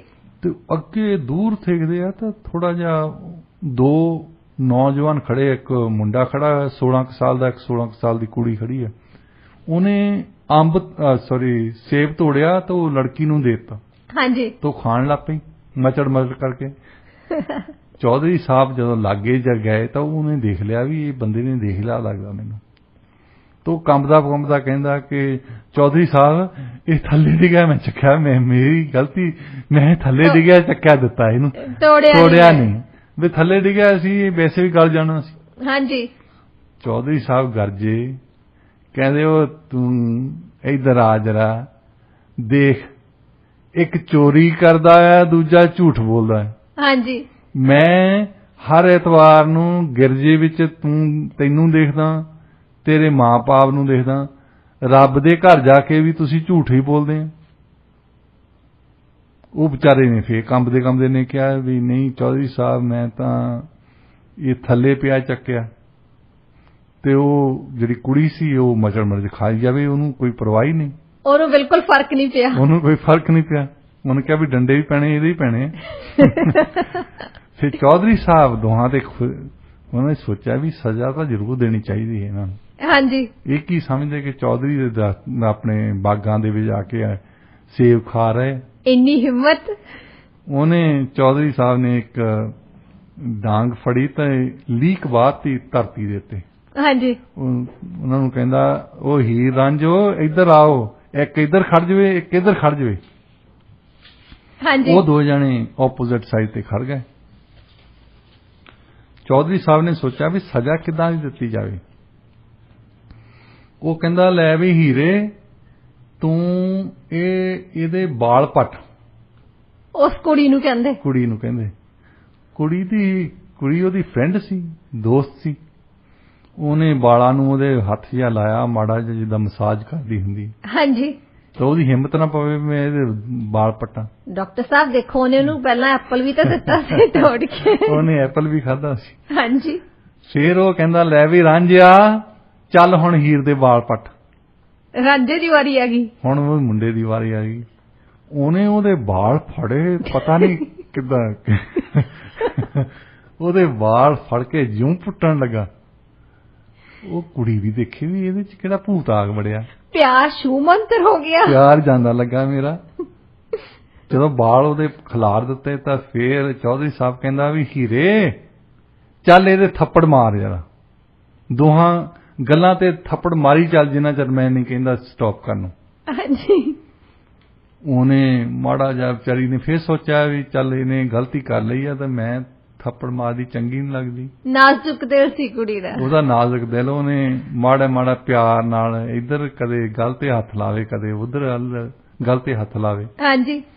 ਚੌਧਰੀ ਸਾਹਿਬ ਫੇਰ ਥੋੜੇ ਚਿਰ ਬਾਅਦ ਕਹਿੰਦੇ ਵੀ ਰਾਂਝਿਆ ਏਦਾਂ ਕਰ, ਤੂੰ ਹੁਣ ਆਪਣੀ ਹੀਰ ਦੇ ਥੱਪੜ ਮਾਰ। ਅੱਛਾ। ਉਹ ਫੇਰ ਉਦਾਂ ਹੀ ਜਿੱਦਾਂ ਬਾਲ ਪੱਟੇ ਸੀ, ਉਹਨੇ ਜਿਉਂ ਥੱਪੜ ਸ਼ੁਰੂ ਕੀਤੇ ਮਾਰਨੇ, ਇੱਧਰ ਉਹਦੀਆਂ ਗੱਲਾਂ ਲਾਲ ਕਰਤੀਆਂ। ਉਹ ਕੁੜੀ ਦੇਖੀ ਵੀ ਇਹ ਬੰਦਾ ਉਹੀ ਆ ਜਿੰਨਾ ਮੈਂ ਆਈ ਆ ਇੱਥੇ, ਇਹ ਤਾਂ ਜਿੰਨ ਬਣਿਆ ਬੈਠਾ। ਹਾਂਜੀ। ਚੌਧਰੀ ਸਾਹਿਬ ਬੜੇ ਖੁਸ਼ ਹੋਏ, ਦੋਹਾਂ ਨੇ ਥੱਪੜ ਖਾਦੇ ਉਹਨਾਂ ਦੇ। ਤੇ ਚੌਧਰੀ ਸਾਹਿਬ ਕਹਿੰਦੇ ਨੱਠ ਜਾਓ ਹੁਣ, ਇਸ ਤੋਂ ਪਹਿਲਾਂ ਕਿ ਮੈਂ ਆਪਣੇ ਕੁੱਤੇ ਖੋਲਾਂ। ਉਹ ਜਿਉਂ ਨੱਠੇ, ਉੱਥੋਂ ਨੱਠ ਗਏ ਪਿੰਡ, ਉਹਨਾਂ ਦਾ ਬਾਗ ਛੱਡ ਕੇ ਨੱਠੇ। ਚੌਧਰੀ ਸਾਹਿਬ ਬੜੇ ਖੁਸ਼ ਹੋਏ ਵੀ ਮੈਂ ਇਹਨਾਂ ਨੂੰ ਸਜ਼ਾ ਦੇ ਦਿੱਤੀ, ਮੈਨੂੰ ਪਤਾ ਲਾਤਾ ਵੀ ਬਾਗ ਮੇਰਾ ਆ। ਹਾਂਜੀ। ਥੋੜੇ ਦਿਨਾਂ ਬਾਅਦ ਪਿੰਡ ਦੇ ਵਿੱਚ ਸ਼ਹਿਨਾਈਆਂ ਵੱਜਣ, ਉਸੇ ਪਿੰਡ ਦੇ ਵਿੱਚ ਜਿਸ ਪਿੰਡ ਦੇ ਮੁੰਡਾ ਕੁੜੀ ਸੀ। ਹਾਂਜੀ। ਉਹ ਮੁੰਡੇ ਨੂੰ ਆ ਕੇ ਪੱਠੇ ਵੱਢਦੇ ਨੂੰ ਕਿਤੇ ਚੌਧਰੀ ਦੇ ਮਕਾਨ ਖੱਤਿਆਂ ਦੇ ਵਿੱਚ ਹੀ ਉਹ ਖੱਤੇ ਪੱਠੇ ਵੱਢਣ ਲੱਗਾ ਸੀ। ਤੇ ਉਹਦੇ ਨਾਲ ਦੇ ਬੰਦੇ ਆ ਕੇ ਕਹਿੰਦੇ ਉਹ ਗੱਲ ਸੁਣ, ਤੂੰ ਸੁਣਦਾ ਸ਼ਹਿਨਾਈਆਂ ਵੱਜਣ ਲੱਗੀਆਂ? ਉਹ ਕਹਿੰਦਾ ਵੱਜਣ ਤਾਂ ਲੱਗੀਆਂ, ਮੈਨੂੰ ਪਤਾ ਹੀ ਨਹੀਂ ਕੀ ਹੋ ਰਿਹਾ। ਉਹ ਕਹਿੰਦੇ ਉਹ ਤੇਰੀ ਹੀਰ ਜਿਹੜੀ ਆ ਉਹਦੀ ਮੰਗਣੀ ਹੋ ਰਹੀ ਅੱਜ। ਉਹਨੇ ਵਿਚਾਰੇ ਨੇ ਦਾਤੀ ਸਿੱਟੀ ਤੇ ਨੱਠਾ ਪਿੰਡ ਨੂੰ ਵੀ ਇਹ ਕੀ ਗੱਲ ਹੋ ਗਈ। ਹਾਂਜੀ। ਉਹਨੇ ਜਾ ਕੇ ਸੁਨੇਹਾ ਭੇਜਿਆ, ਉਹਨੂੰ ਕਹਿੰਦਾ ਵੀ ਤੂੰ ਆ ਕੇ ਮੈਨੂੰ ਬਾਹਰ ਮਿਲ, ਨਹੀਂ ਤਾਂ ਮੈਂ ਇੱਥੇ ਤੇਰੇ ਘਰ ਆ ਕੇ ਰੌਲਾ ਪਾ ਦੇਣਾ। ਹਾਂਜੀ। ਕੁੜੀ ਨੇ ਸੋਚਿਆ ਵੀ ਸਦਾਈ ਬੰਦਾ ਆ, ਪਤਾ ਨਹੀਂ ਰੌਲਾ ਪਾ ਵੀ ਦੇਵੇ ਸ਼ਾਇਦ। ਉਹ ਕਹਿੰਦੀ ਵੀ ਏਦਾਂ ਕਰ, ਚੱਲ ਗਿਰਜੇ ਦੇ ਲਾਗੇ ਆਪਾਂ ਮਿਲ ਲੈਂਦੇ। ਉਹ ਘਰੋਂ ਬਾਹਰ ਨਿਕਲੀ, ਉਹ ਆ ਕੇ ਗਿਰਜੇ ਦੇ ਕੋਲ ਖੜ ਗਿਆ। ਗਿਰਜੇ ਦੇ ਕੋਲ ਦੋ ਜਣੇ ਇੱਕ ਦੂਜੇ ਨਾਲ ਗੱਲ ਕਰਨ ਲੱਗ ਪਏ। ਉਹ ਕਹਿੰਦਾ ਵੀ ਆਹ ਸ਼ਹਿਨਾਈ ਤੇਰੇ ਘਰ ਵੱਜ ਰਹੀ? ਉਹ ਕਹਿੰਦੀ ਹਾਂ ਮੇਰੇ ਘਰ ਵੱਜ ਰਹੀ, ਅੱਜ ਮੈਨੂੰ ਮੁੰਦੀ ਪਾਉਣ ਆਉਣਾ। ਮੁੰਡੇ ਦੇ ਤਾਂ ਪੈਰਾਂ ਥੱਲੋਂ ਜ਼ਮੀਨ ਨਿਕਲ ਗਈ ਹੋਣੀ ਆ। ਉਹ ਦਿਖੇ ਤਾਂ ਤੌਰ ਭੌਰ ਹੋਇਆ। ਕਹਿੰਦਾ ਵੀ ਆਪਾਂ ਛੋਟੇ ਹੁੰਦੇ ਸਕੂਲੇ ਇਕੱਠੇ ਜਾਂਦੇ ਸੀ, ਛੋਟਿਆਂ ਹੁੰਦਿਆਂ ਨੇ ਕਸਮਾਂ ਖਾਧੀਆਂ ਇੱਕ ਦੂਜੇ ਨਾਲ, ਤੂੰ ਤਾਂ ਮੇਰੇ ਨਾਲ ਵਿਆਹ ਕਰਾਉਣਾ ਸੀ ਤੇ ਹੁਣ ਸ਼ਹਿਨਾਈ ਕਿਸੇ ਹੋਰ ਦੀ ਵੱਜ ਰਹੀ ਹੈ। ਹਾਂਜੀ। ਆਉਣਾ ਕਿਸੇ ਹੋਰ ਨੇ। ਹਾਂਜੀ। ਉਹ ਕਹਿੰਦੀ ਇਹ ਪਤਾ ਨਹੀਂ ਹੁਣ ਕਿਸਮਤ ਦੀ ਗੱਲ ਹੈ, ਕਿਹਨੇ ਕਿੱਥੇ ਜਾਣਾ। ਪਰ ਤੈਨੂੰ ਯਾਦ ਹੈ ਉਹ ਦਿਨ ਜਦੋਂ ਤੂੰ ਮੇਰੇ ਵਾਲ ਪੱਟੇ ਸੀ ਤਾਂ ਮੇਰੇ ਥੱਪੜ ਮਾਰਦਾ ਸੀ? ਉਸ ਚੀਜ਼ ਦਾ ਨਤੀਜਾ ਉਹ ਦੇਖੇ ਤਾਂ ਕਹਿੰਦਾ ਮੈਂ ਤੈਨੂੰ ਹੋਰ ਤਾਂ ਨਹੀਂ ਕੁਛ ਕਹਿ ਸਕਦਾ, ਪਰ ਤੈਨੂੰ ਸੋਚਣਾ ਚਾਹੀਦਾ ਮੇਰੇ ਮੂਹਰੇ ਤੂੰ ਨਹੀਂ ਸੀ ਖੜੀ। ਮੈਂ ਬਾਲ ਜਦੋਂ ਪੱਟਦਾ ਸੀ ਨਾ, ਮੈਨੂੰ ਚੌਧਰੀ ਦੀਦਾ ਸੀ। ਉਹ ਚੌਧਰੀ ਦਾ ਗੁੱਸਾ ਕੁੜੀ ਤੇ ਕੱਢ ਰਿਹਾ ਸੀ। ਚੌਧਰੀ ਦਾ ਗੁੱਸਾ ਮੈਂ ਤੇਰੇ ਵਾਲ ਪੱਟ ਕੇ ਕੱਢਿਆ। ਤੇਰੇ ਜਦੋਂ ਮੈਂ ਥੱਪੜ ਮਾਰੇ, ਉਹ ਤੇਰੇ ਥੱਪੜ ਨਹੀਂ ਮਾਰੇ, ਮੈਂ ਤਾਂ ਚੌਧਰੀ ਦੇ ਮਾਰੇ। ਤੇ ਹੁਣ ਤੂੰ ਕੀ ਸੋਚ ਕੇ ਕਿਸੇ ਨੂੰ ਮੰਗਣੀ ਦੀ ਹਾਂ ਕਰ ਦਿੱਤੀ ਹੈ? ਹਾਂਜੀ। ਉਹ ਕਹਿੰਦੀ ਏਦਾਂ ਕਰ, ਸ਼ਾਂਤੀ ਨਾਲ ਰਹਿ, ਮੈਂ ਤੈਨੂੰ ਨਾ ਨਹੀਂ ਕੀਤੀ, ਮੈਂ ਤਾਂ ਚੌਧਰੀ ਨੂੰ ਨਾ ਕੀਤੀ ਆ। ਚੌਧਰੀ ਨੂੰ ਹਾਂ ਕੀਤੀ ਆ? ਨਹੀਂ, ਚੌਧਰੀ ਨੂੰ ਹਾਂ ਨਾ ਕੀਤੀ ਆ। ਅੱਛਾ ਠੀਕ ਆ। ਤੇਰੇ ਵਿੱਚੋਂ ਵੀ ਮੈਨੂੰ ਚੌਧਰੀ ਦੀਦਾ। ਡਾਕਟਰ ਸਾਹਿਬ ਬਹੁਤ ਵਧੀਆ ਕਹਾਣੀ ਸੀ। ਕੁੜੀ ਵੀ ਦੇਖੋ ਤੁਸੀਂ ਵੀ ਉਹਦਾ ਕਿੰਨਾ ਸ਼ਾਰਪ ਮਾਈਂਡ ਸੀਗਾ, ਜਿਵੇਂ ਉਹਨੇ ਉਹਨੂੰ ਕਿਹਾ ਕਿ ਮੈਨੂੰ ਚੌਧਰੀ ਦੇਖਦਾ ਸੀ ਤਾਂ ਉਹਨੇ ਜਵਾਬ ਵੀ ਉਹਨੂੰ ਉਸੇ ਤਰੀਕੇ ਦਾ ਦੇ ਦਿੱਤਾ। ਕਹਿੰਦੇ ਹੁੰਦੇ ਕਿ ਜੈਸੀ ਕਰਨੀ ਤੈਸੀ ਭਰਨੀ। ਹਾਂਜੀ। ਤੇ ਜੋ ਕੁਝ ਕਰੋਗੇ ਉਹ ਕੁਝ ਮੋਰੇ ਆ ਗਿਆ। ਹਾਂਜੀ ਬਿਲਕੁਲ, ਬਹੁਤ ਵਧੀਆ ਡਾਕਟਰ ਸਾਹਿਬ ਤੁਸੀਂ ਕਹਾਣੀ ਸੁਣਾਈ ਹੈ। ਵੈਸੇ ਨਾ ਹਰ ਸਟੈਪ ਦੇ ਉੱਪਰ ਹੀ ਸਸਪੈਂਸ ਸੀ, ਪਰ ਜਿਵੇਂ ਐਂਡਿੰਗ ਦੇ ਵਿੱਚ ਤੁਸੀਂ ਆ ਕੇ ਦੱਸਿਆ ਵੀ ਕੁੜੀ ਨੇ ਕਿਹਾ ਕਿ ਮੈਨੂੰ ਜਿਹੜੇ ਚ ਚੌਧਰੀ ਦਿਸਿਆ ਮੈਂ ਉਹਨੂੰ ਨਾ ਕੀਤੀ ਆ। ਜੇ ਤੈਨੂੰ ਮੇਰੇ ਚੋਂ ਚੌਧਰੀ ਦਿਸ ਸਕਦਾ ਤਾਂ ਮੈਨੂੰ ਵੀ ਤਾਂ ਦਿਸਦਾ ਹੀ ਹੈ। ਹਾਂਜੀ। ਉਹਦੀ ਰਿਜ਼ੈਂਬਲੈਂਸ ਤੇਰੇ ਨਾਲ ਜ਼ਿਆਦਾ ਹੋਣੀ, ਕੁੜੀ ਨਾਲ ਤਾਂ ਘੱਟ ਹੋਣੀ ਹੈ ਨਾ। ਹਾਂਜੀ। ਉਹ ਮੁੰਡੇ ਨਾਲ ਜ਼ਿਆਦਾ ਹੋਣੀ ਹੈ। ਹਾਂਜੀ। ਇਹ ਕਹਿੰਦੀ ਮੈਂ ਤੈਨੂੰ ਨਾ ਤਾਂ ਨਹੀਂ ਕੀਤੀ, ਚੌਧਰੀ ਨੂੰ ਨਾ ਕੀਤੀ ਹੈ। ਜੀ ਬਿਲਕੁਲ ਡਾਕਟਰ ਸਾਹਿਬ। ਵੈਸੇ ਦੇਖ ਲਓ ਤੁਸੀਂ ਹੈ ਨਾ, ਉਹਨੇ ਟਿਟ ਫॉर ਟੈਟ ਕਰਤਾ। ਫਿਰ ਉਹਨੇ ਦੇਖੋ ਜੇ ਰਿਵੈਂਜ ਲਿਆ ਜਾਂ ਬਦਲਾ ਲਿਆ, ਉਹ ਵੀ ਸੋਚ ਕੇ ਲਿਆ। ਹਾਂਜੀ। ਕਿ ਜਿਹੜਾ ਬੰਦਾ ਮੇਰੇ ਨਾਲ ਚੌਧਰੀ ਦੇ ਸਾਹਮਣੇ ਬਦਤਮੀਜ਼ੀ ਕਰ ਸਕਦਾ, ਇਹ ਪਤਾ ਨਹੀਂ ਕਿਹੜੇ ਪ੍ਰੈਸ਼ਰ ਦੇ ਥੱਲੇ ਆ ਕੇ ਕੀ ਕਰ ਸਕਦਾ ਮੇਰੇ ਨਾਲ। ਹਾਂਜੀ। ਉਸ ਵੇਲੇ ਤਾਂ ਇਹਨੂੰ ਡਰ ਹੋਣਾ ਵੀ ਉਹਨੇ ਚੌਧਰੀ ਸਾਹਿਬ ਦੇ ਕੁੱਤੇ ਆ, ਚੌਧਰੀ ਸਾਹਿਬ ਦੇ ਸਿਕਿਉਰਿਟੀ ਗਾਰਡ ਆ। ਇੱਕ ਕੀ ਕੀਤਾ ਸੀ, ਸਿਰਫ ਸੇਬ ਹੀ ਤੋੜਿਆ ਸੀ। ਹਾਂਜੀ। ਕੋਈ ਵੱਡੀ ਗੱਲ ਨਹੀਂ ਜੀ। ਤੇ ਜ਼ਿੰਦਗੀ ਦੇ ਵਿੱਚ ਤਾਂ ਬਹੁਤ ਗੱਲਾਂ ਆਉਂਦੀਆਂ ਹੁੰਦੀਆਂ, ਬਹੁਤ ਅਪਸ ਐਂਡ ਡਾਊਨਸ ਆਉਂਦੇ। ਤੁਹਾਡੇ ਨਾਲ ਇਹ ਖੜਨ ਜੋਗਾ ਹੈ ਜਾਂ ਨਹੀਂ? ਹਾਂਜੀ। ਕਿ ਬਾਲ ਪੱਟਣ ਜੋਗਾ ਹੀ ਆ? ਜੀ ਮੁੰਡੇ ਨੇ ਵੀ ਡੂਅਲ ਪਰਸਨੈਲਿਟੀ ਦਿਖਾਤੀ। ਇੱਕ ਪਾਸੇ ਤਾਂ ਪਹਿਲਾਂ ਉਹਨੇ ਰਿਸਕ ਲੈ ਕੇ ਸੇਬ ਤੋੜ ਕੇ ਖਵਾਤਾ ਤੇ ਉਸ ਤੋਂ ਬਾਅਦ ਬਾਲ ਪੁੱਟ ਕੇ ਜੋਰ ਜੋਰ ਤੋਂ ਚਪੇੜਾਂ ਵੀ ਲਾਤੀਆਂ। ਉਹੀ ਗੱਲ ਹੈ ਨਾ, ਕਹਿੰਦੇ ਹੁੰਦੇ ਆ ਵੀ ਭਾਵੇਂ ਮੇਰੀ ਮੱਝ ਵਿਕ ਜਾਏ ਤੈਨੂੰ ਲੈ ਦੂੰ ਸਲੀਪਰ ਕਾਲੇ। ਵਾਹ ਡਾਕਟਰ ਸਾਹਿਬ। ਉਹ ਕਹਿੰਦੀ ਵੀ ਜੇ ਮੈਨੂੰ ਸਲੀਪਰ ਲੈਣ ਲਈ ਮੱਝ ਵੇਚ ਰਿਹਾ ਤਾਂ ਗਾਹਾਂ ਕੀ ਕਰੂੰਗਾ। ਹਾਂਜੀ, ਜੇ ਏਡਾ ਹੀ ਨੰਗ ਭੁੱਖਿਆ ਤੈਨੂੰ ਮੱਝ ਵੇਚਣੀ ਪੈਂਦੀ ਆ ਸਲੀਪਰ ਲੈਣ ਲਈ, ਤੇ ਅੱਗੇ ਜੇ ਕੋਈ ਸੂਟ ਚਾਹੀਦਾ ਹੋਇਆ, ਗਹਿਣੇ ਚਾਹੀਦੇ ਹੋਏ, ਤਾਂ ਫੇਰ ਕੀ ਵੇਚੂਗਾ। ਹਾਂਜੀ, ਉਹ ਵੀ ਬੰਦਾ ਗਿਆ ਚੌਧਰੀ ਦੇ ਬਾਗਾਂ ਦੇ ਵਿੱਚ ਮੁਫਤ ਦਾ ਸੇਬ ਤੋੜ ਕੇ ਖਿਲਾ ਰਿਹਾ। ਵੈਸੇ ਰਿਸਕ ਲੈ ਕੇ ਤਾਂ ਦੇਖੋ ਡਾਕਟਰ ਸਾਹਿਬ ਹੋ ਗਿਆ ਹੀ ਸੀ। ਰਿਸਕ ਤਾਂ ਲਿਆ, ਦੋਨਾਂ ਨੇ ਲਿਆ ਨਾ, ਉਹਨੇ ਖਾਣ ਵਾਲੀ ਨੇ ਵੀ ਲਿਆ। ਹਾਂਜੀ ਹਾਂਜੀ। ਹੁਣ ਚੌਧਰੀ ਸਾਹਿਬ ਦੇ ਸਾਹਮਣੇ ਉਹ ਖਾ ਰਹੀ ਹੈ, ਮਚੜ ਖਾ ਰਹੀ ਹੈ, ਤਾਂ ਉਹਨੂੰ ਰੱਬ ਯਾਦ ਨਹੀਂ। ਹਾਂਜੀ। ਤੇ ਪਹਿਲੀ ਗੱਲ ਤਾਂ ਉਹਨੇ ਸੋਚਿਆ ਵੀ ਸ਼ਾਇਦ ਚੌਧਰੀ ਸਾਹਿਬ ਗੁੱਸਾ ਕੱਢਣਗੇ ਤੇ ਇਹ ਤੇ ਕੱਢਣਗੇ। ਤੋੜਿਆ ਵੀ ਸੇਬ ਵੀ ਤਾਂ ਇਹ ਨਹੀਂ ਤੋੜਿਆ। ਉਹਨੇ ਕੋਈ ਧਿਆਨ ਵੀ ਨਹੀਂ ਸੀ ਦਿੱਤਾ ਜਦੋਂ ਚੌਧਰੀ ਸਾਹਿਬ ਉਹ ਤੋਂ ਸਵਾਲ ਜਵਾਬ ਕਰ ਰਹੇ ਸੀ ਮੁੰਡੇ ਤੋਂ। ਚੌਧਰੀ ਸਾਹਿਬ ਦਾ ਦੇਖੋ ਵੀ ਜਿਹੜਾ ਉਹਨਾਂ ਨੂੰ ਤਾਂ ਦੱਸ ਰਿਹਾ ਵੀ ਤੁਸੀਂ ਚੋਰੀ ਤੇ ਉਤੋਂ ਝੂਠ। ਹਾਂਜੀ।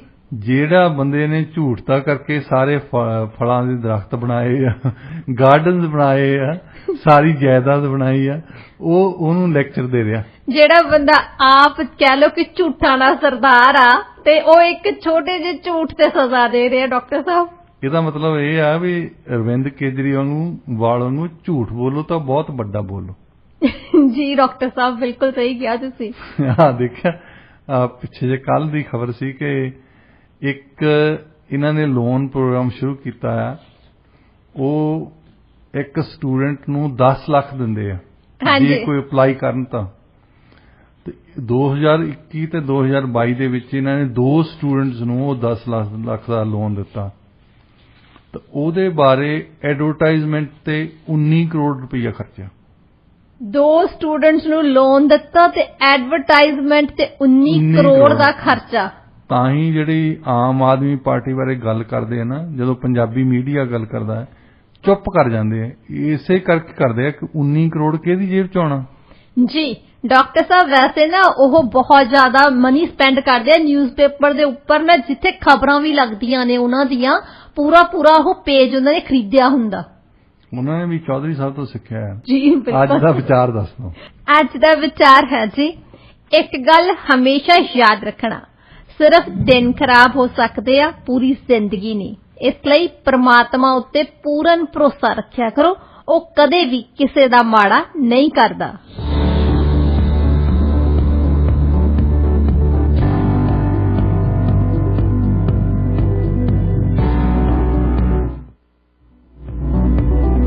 ਇਸੇ ਨੋਟ ਤੇ ਅਸੀਂ ਅੱਜ ਦਾ ਪ੍ਰੋਗਰਾਮ ਇੱਥੇ ਹੀ ਸਮਾਪਤ ਕਰਦੇ ਹਾਂ। ਪ੍ਰੋਗਰਾਮ ਤੁਹਾਨੂੰ ਕਿਹੋ ਜਿਹਾ ਲੱਗਿਆ ਸਾਨੂੰ ਦੱਸਣਾ ਜ਼ਰੂਰ। ਸਟੂਡੀਓ ਦਾ ਨੰਬਰ ਹੈ 6045929191। ਈਮੇਲ ਹੈ ਜੀ info@radioindia.ca। ਤੁਸੀਂ ਸਾਨੂੰ ਸਾਡੇ ਸੋਸ਼ਲ ਮੀਡੀਆ ਹੈਂਡਲਸ ਤੇ ਵੀ ਮੈਸੇਜ ਕਰ ਸਕਦੇ ਹੋ। ਸਾਡੇ ਸੋਸ਼ਲ ਮੀਡੀਆ ਹੈਂਡਲਸ ਨੂੰ ਫੋਲੋ ਜ਼ਰੂਰ ਕਰੋ ਡੇਲੀ ਨਿਊਜ਼ ਅਪਡੇਟ ਦੇ ਲਈ। ਟਵਿੱਟਰ, ਇੰਸਟਾਗ੍ਰਾਮ ਤੇ ਫੇਸਬੁੱਕ ਰੇਡੀਓ ਇੰਡੀਆ 1110 ਦੇ ਨਾਂ ਹੇਠ ਹੈ। ਤੇ ਜੇਕਰ ਤੁਸੀਂ ਆਪਣੇ ਬਿਜ਼ਨਸ 'ਚ ਵਾਧਾ ਕਰਨਾ ਚਾਹੁੰਦੇ ਹੋ ਤਾਂ ਸਾਡੇ ਨਾਲ ਇੱਕ ਵਾਰੀ ਐਡਵਰਟਾਈਜ਼ ਕਰਕੇ ਜ਼ਰੂਰ ਦੇਖੋ। ਐਡਵਰਟਾਈਜ਼ਮੈਂਟ ਦੇ ਲਈ ਸਾਡੇ ਕੋਲੇ ਸਪੈਸ਼ਲ ਪੈਕੇਜਸ ਨੇ। ਅਸੀਂ ਤੁਹਾਡੇ ਬਜਟ ਦੇ ਵਿੱਚ ਹੀ ਤੁਹਾਡੇ ਲਈ ਪੈਕੇਜ ਬਣਾ ਕੇ ਦਿੰਦੇ ਹਾਂ। ਇਸ ਸੰਬੰਧੀ ਹੋਰ ਜਾਣਕਾਰੀ ਲਈ ਤੁਸੀਂ ਸਾਨੂੰ ਕਾਲ ਕਰ ਸਕਦੇ ਹੋ ਸਾਡੇ ਆਫਿਸ ਦੇ ਨੰਬਰ ਤੇ 6045929494 ਤੇ 6045929494 ਹੈ ਜੀ ਸਾਡੇ ਆਫਿਸ ਦਾ ਨੰਬਰ।